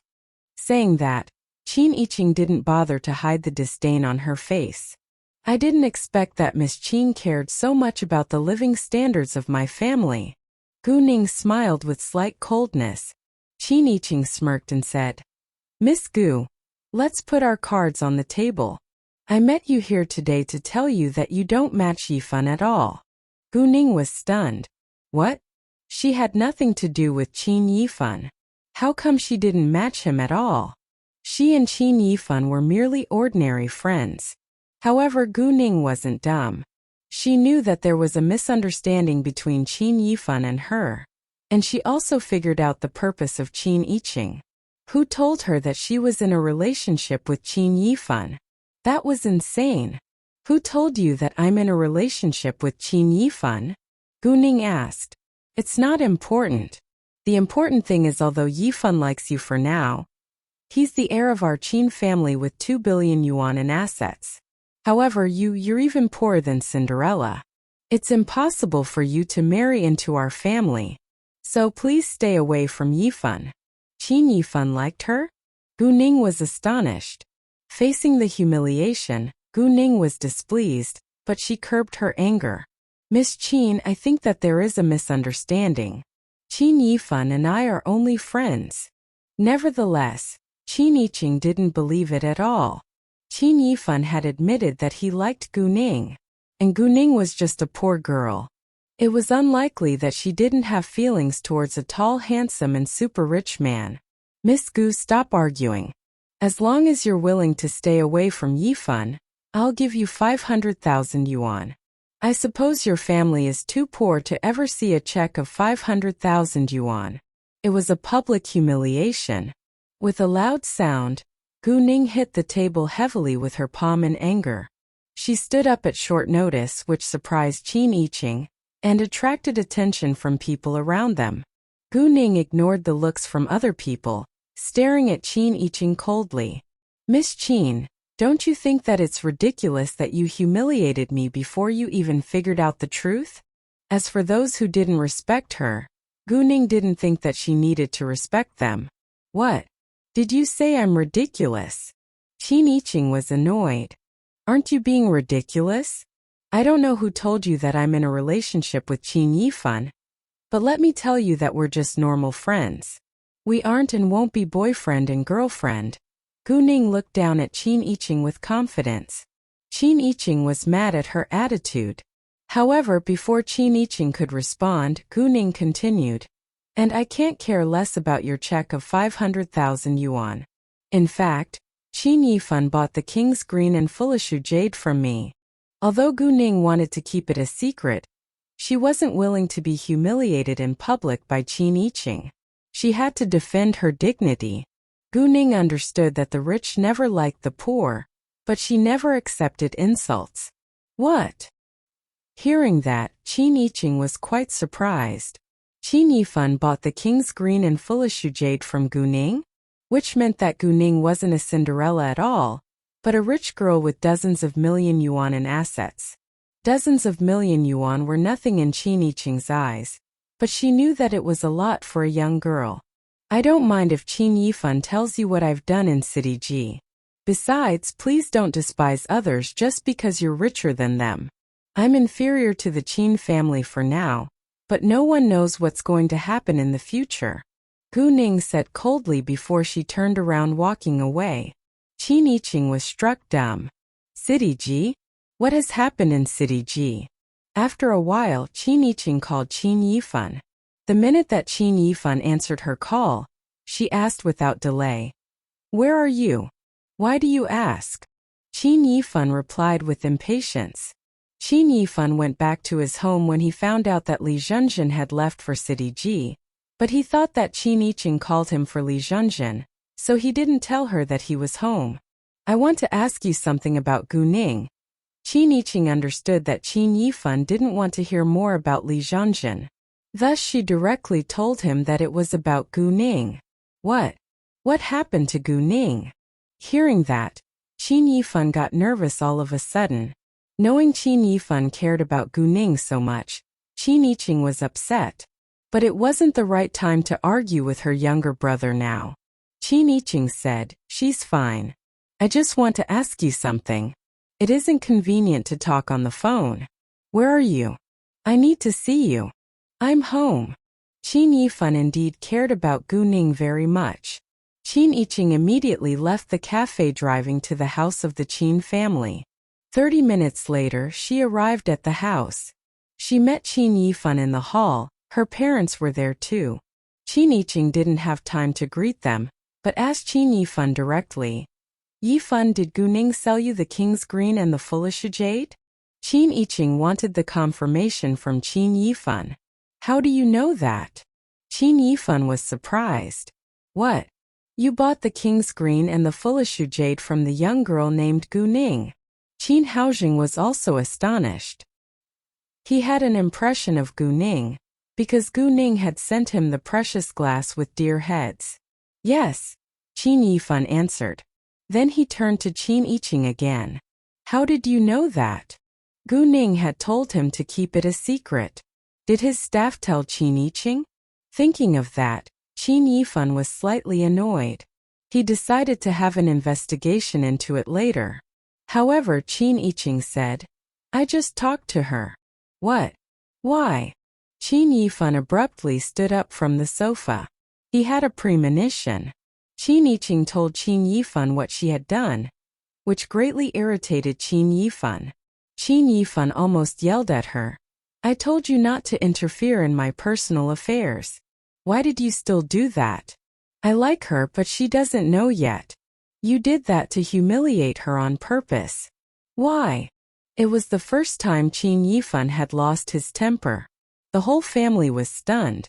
"Yiqing, you indeed shouldn't have done that. Don't forget your manners." Qin Haojing was also mad at Qin Yiqing's behavior. "You want to know what has happened in City G, right? Very well, let me tell you now." Qin Yifan was in a rage that his older sister disliked Gu Ning. Since Gu Ning didn't mind him telling Qin Yiqing the facts, he told his family about everything that had happened in City G. He told his family that Gu Ning had bet with Li Zhenzhen, and that he had bought the high-level jade Gu Ning had cut out at the price of 130 million yuan. His family was shocked. However, what shocked them more was the following words. And the foolish jade. It was bigger than a fist, which is worth over 100 million yuan. But she used it to make jewelry for her family. What I got was the leftover part of the jade. Do you think she, whose wealth is over 100 million yuan, will care for your check of 500,000 yuan? Qin Yifan asked in a sarcastic tone. What? His family was now more than shocked. A foolish jade that was bigger than a fist? She can't compare with our Qin family now, but who knows what will happen in the future. She isn't an ordinary girl, Qin Yifan said icily. Then he walked out without hesitation. The second he was out of the room, Qin Yifan called Gu Ning to apologize to her. At that time, Gu Ning was already home. She was surfing on the internet for information about Yuntai Mountain. She firstly checked whether there was any caves on Yuntai Mountain, but she found no answer. Yuntai Mountain was a tourist attraction. Since no one mentioned the cave, it was highly possible that it hadn't been found out yet. Then, Gu Ning checked whether there were any stories or legends of Yuntai Mountain to help the search for clues. She indeed found a legend of Yuntai Mountain. It was said that during the Qing dynasty, the prefect of a certain state had been found guilty of bribery and corruption. The emperor had dismissed him for investigation. Then the corrupt official with his whole family had fled and come to the Yuntai Mountain. What had happened next hadn't been recorded. Until half a year later, someone had found a body at the foot of Yuntai Mountain. A wide jade ring with a Chinese character Lu engraved on it had been found on the man's finger. It had been confirmed later that this body was the famous prefect Lu Jiang. People hadn't found out that Lu Jiang had been hiding in the Yuntai Mountain until then. Lu Jiang had brought a lot of gold, jewelry and so forth with him to the Yuntai Mountain. The government, therefore, had sent many soldiers to search the mountain. However, the Yuntai Mountain was a dangerous place. The government had given up after a few days of searching in vain.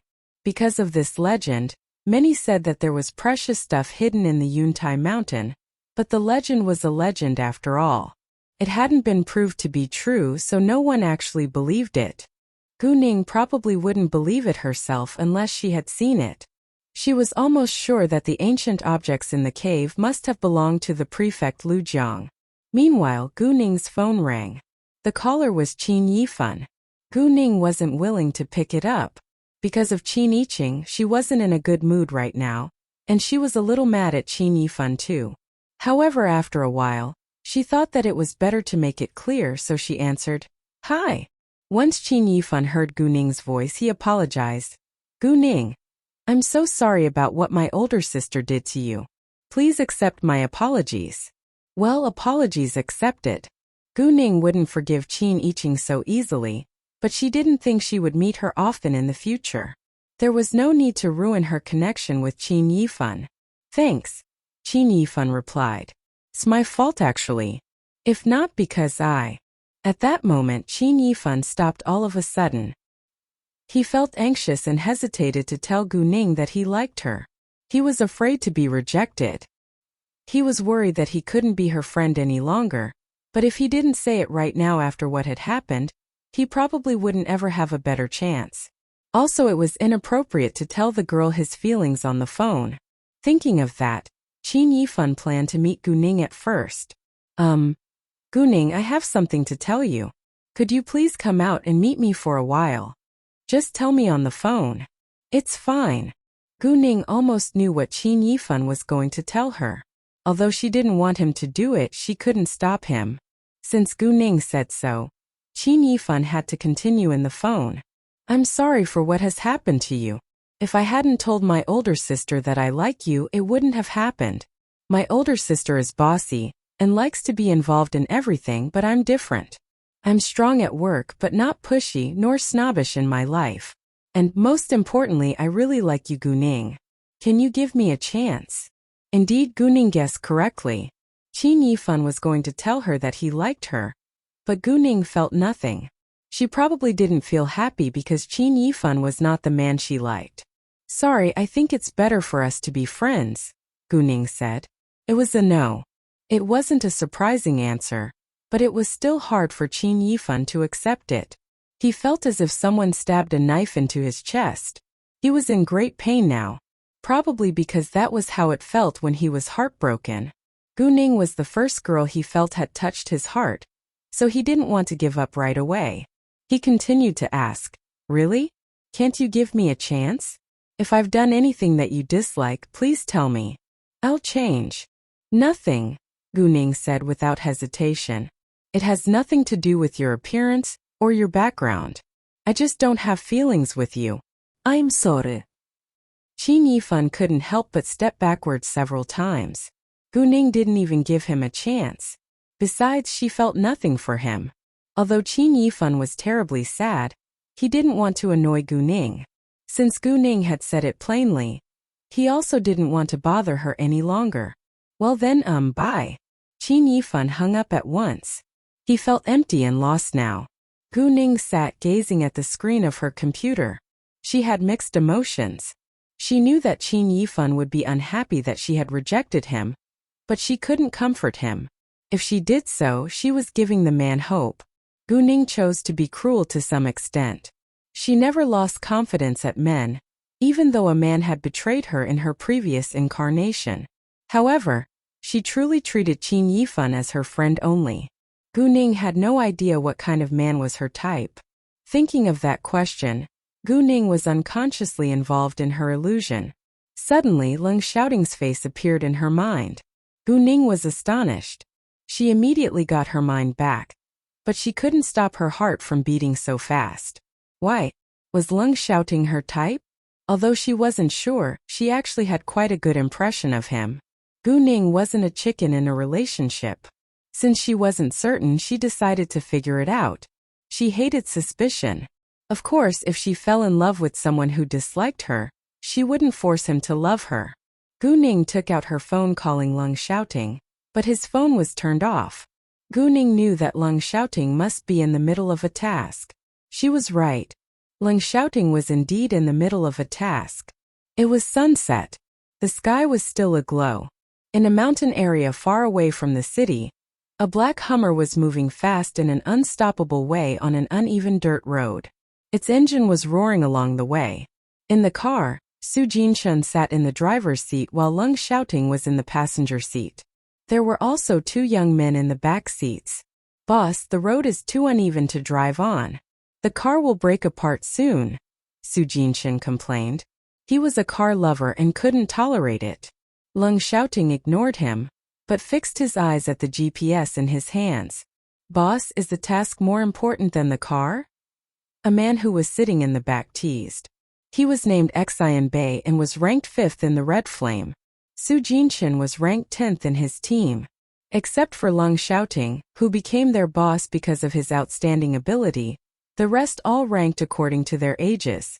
They were all the most elite soldiers from the military. They were young people who had gotten great achievements and had official positions. Aha, you know Jinshun loves cars so much. He would rather suffer for his car, another man joked. He was Siming, who ranked 7th in their team. "I think our boss does this on purpose. He knows I'll suffer in such a situation, but he forced me to do so.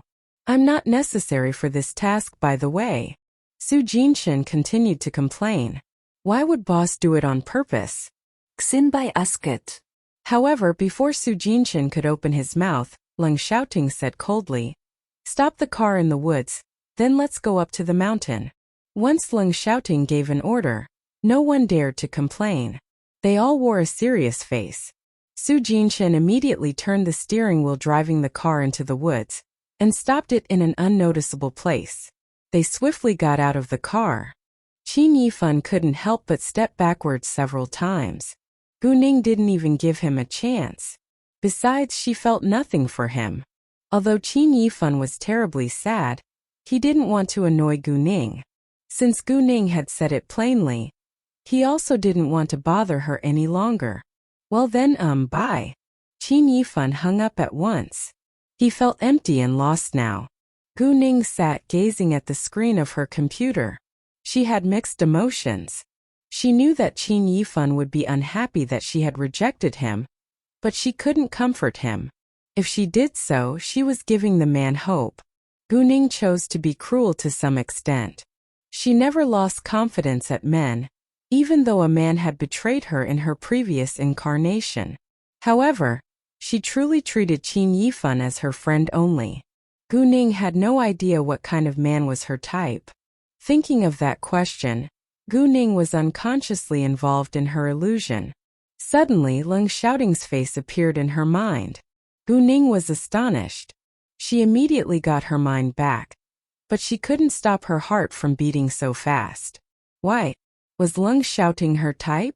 Although she wasn't sure, she actually had quite a good impression of him. Gu Ning wasn't a chicken in a relationship.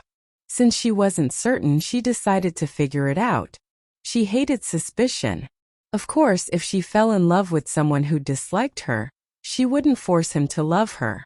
Gu Ning took out her phone calling Leng Xiaoting, but his phone was turned off. Gu Ning knew that Leng Xiaoting must be in the middle of a task. She was right. Leng Xiaoting was indeed in the middle of a task. It was sunset.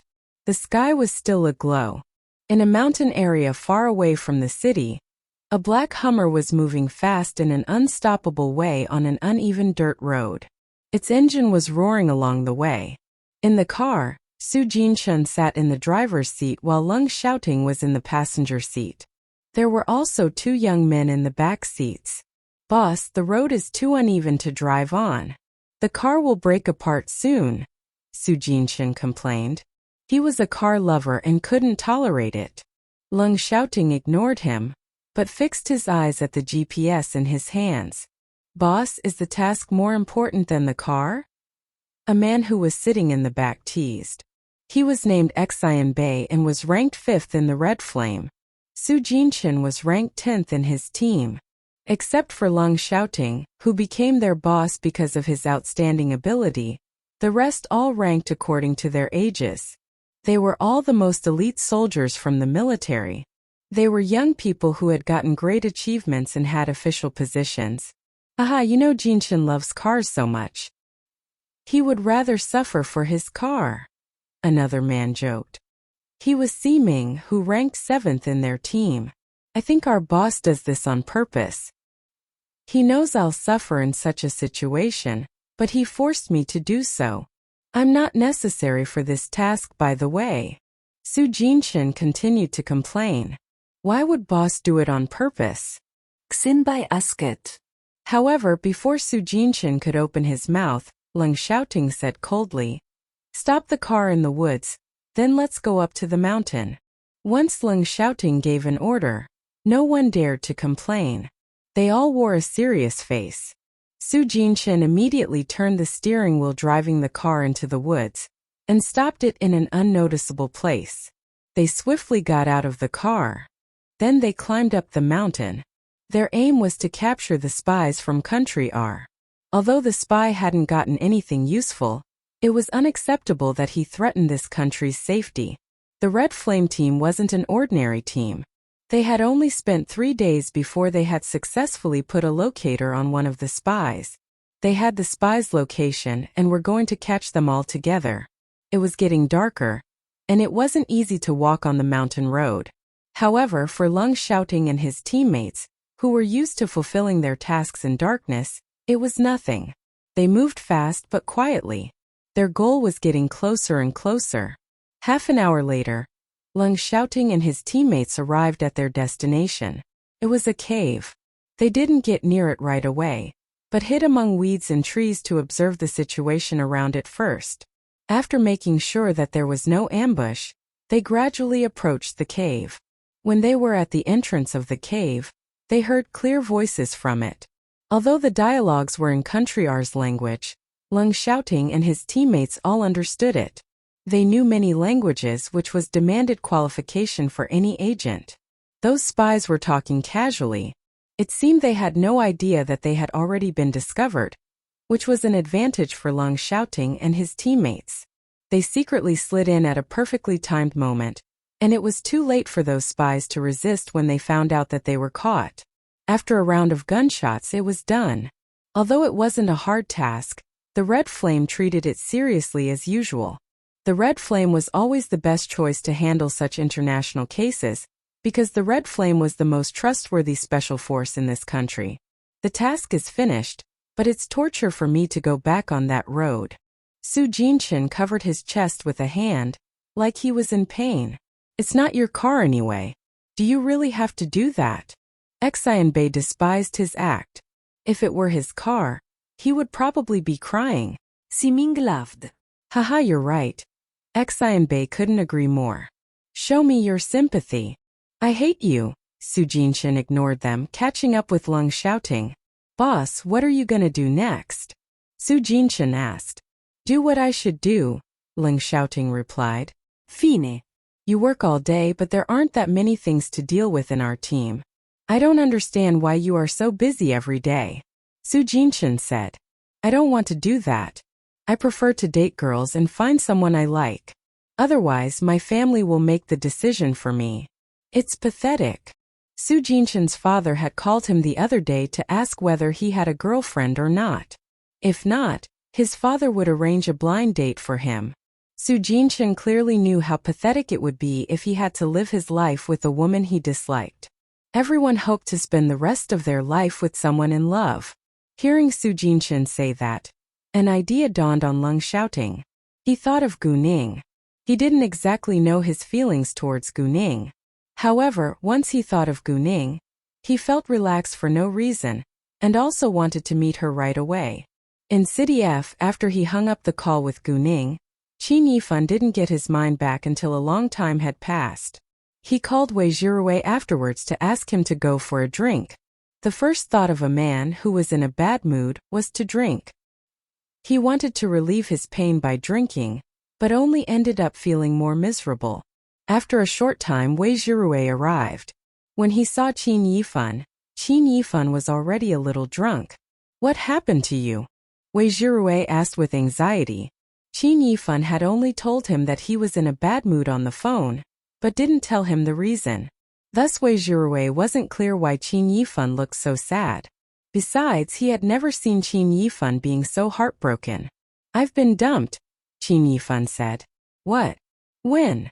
Wei Zhiruwei was shocked. When did you get a girlfriend? How could I know nothing about it? They were close friends. If Qin Yifan had a girlfriend, he would know. Well, Qin Yifan gave a wry smile. I didn't have one. She rejected me when I told her I like her. Qin Yifan then told Wei Zhiruwei everything, including the fact that Qin Yiqing had talked to Guning. As for what Qin Yiqing had done, Wei Zhiruwei also disapproved. He and Qin Yifan were close friends, but he had never had a good impression of Qin Yiqing. It was Qin Yifan's personal affairs after all, so Wei Zhiruwei could do nothing but drink with him. Although he knew that Qin Yifan treated Guning differently, he didn't expect that Qin Yifan truly liked Guning. However, Guning had just turned 18 years old. That night, Qin Yifan was completely drunk. It was the first time he had ever been that drunk. Leng shouting didn't get back to his place until it was almost 12 p.m. He turned on his phone, noticing that there was a missed call from Guning. Leng shouting was slightly excited. She had called him. Then Leng shouting got nervous all of a sudden, because he didn't know why Guning had called him. Had she been in trouble? If something terrible had happened to her, and she had needed his help, but he had missed her call, he would blame himself for that. Even though it was very late, Leng shouting called Guning back without delay. Guning was used to staying up late, so she was awake reading at that time. Seeing Leng shouting's call, Guning was also excited. She even panicked a little.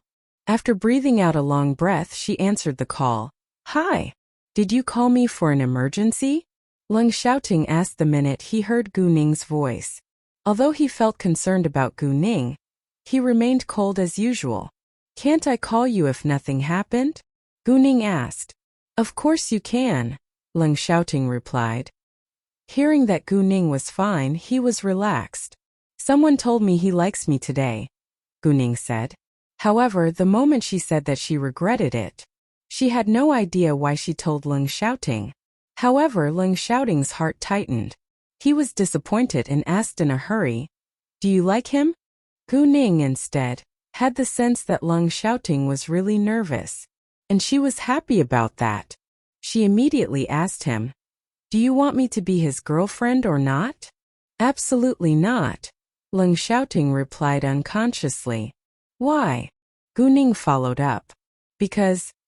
Leng Xiaoting stopped for a second. When Gu Ning was full of hope, Leng Xiaoting opened his mouth again. "Because you're too young to fall in love. You should focus more on your studies." Hearing that, Gu Ning was annoyed. No. "I won't do that." She hung up on Leng Xiaoting afterwards. Leng Xiaoting was struck dumb by Gu Ning's reaction. Did I say something wrong? A man like Leng Xiaoting who didn't understand women at all could do nothing but let it go. That was also the reason why he suffered a lot when he chased his wife in the future.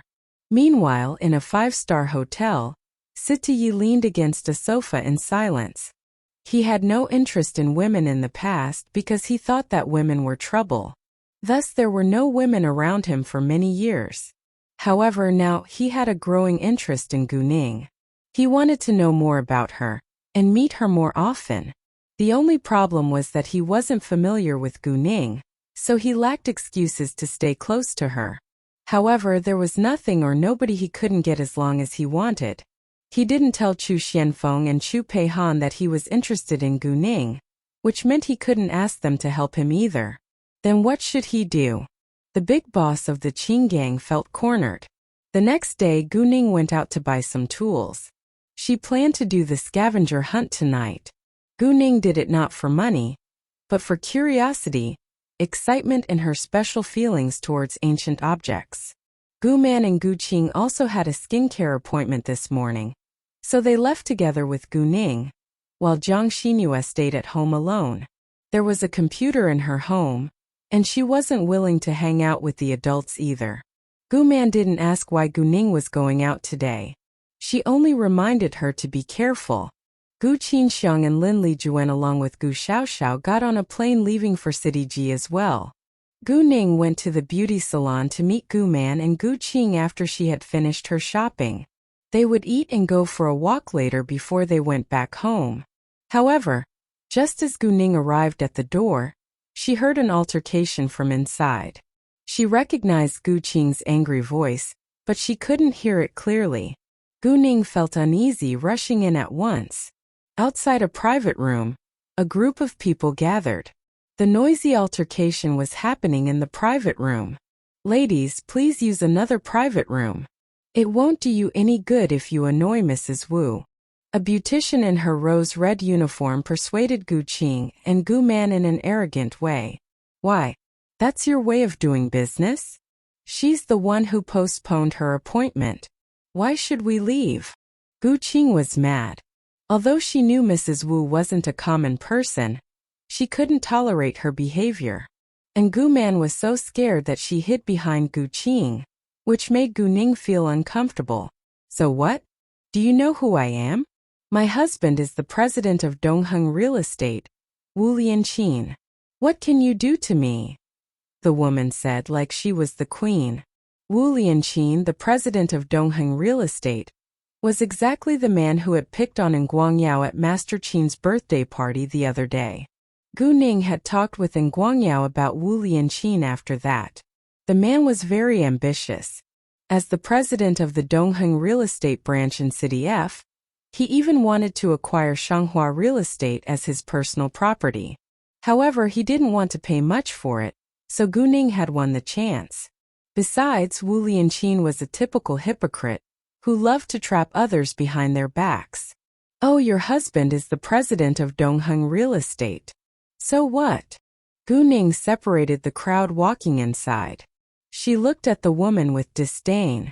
Receiving Gu Ning's cold and harsh look, Mrs. Wu felt threatened and struck dumb. "Ning Ning." Gu Qing and Gu Man relaxed when they saw that Gu Ning was there. Gu Ning walked to them and asked with care, "Mom, Aunt, are you all right?" "We're fine but just annoyed," Gu Qing complained. After a while, Mrs. Wu felt humiliated that she had been shocked and despised by a young girl. What are you? How dare you not respect me? Well, Gu Ning sneered. I don't think you deserve it. I don't care how powerful you are.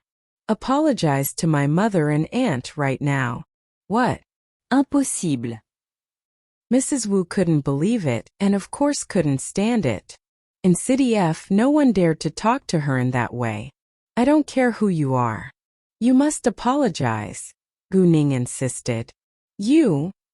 Mrs. Wu didn't expect that Gu Ning dared to argue against her. Not only Mrs. Wu, but the others were also surprised.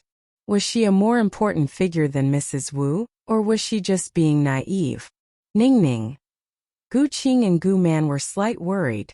They didn't want to cause more trouble. It'll be fine, Gu Ning comforted them. She wouldn't give in today. Her sight fell on Mrs. Wu again. Are you going to apologize or not? No. So what? Mrs. Wu didn't believe that this young girl could do anything to her. Really? Gu Ning sneered once more. She stared at Mrs. Wu in a colder way. Mrs. Wu was frightened. Especially when Gu Ning approached her. Mrs. Wu stepped backwards in fear. The beautician in the rose-red uniform was afraid that Mrs. Wu would be hurt in her workplace. So she immediately stopped Gu Ning. Miss, it won't do you any good if you have bad blood with Mrs. Wu. Why don't you just forget it?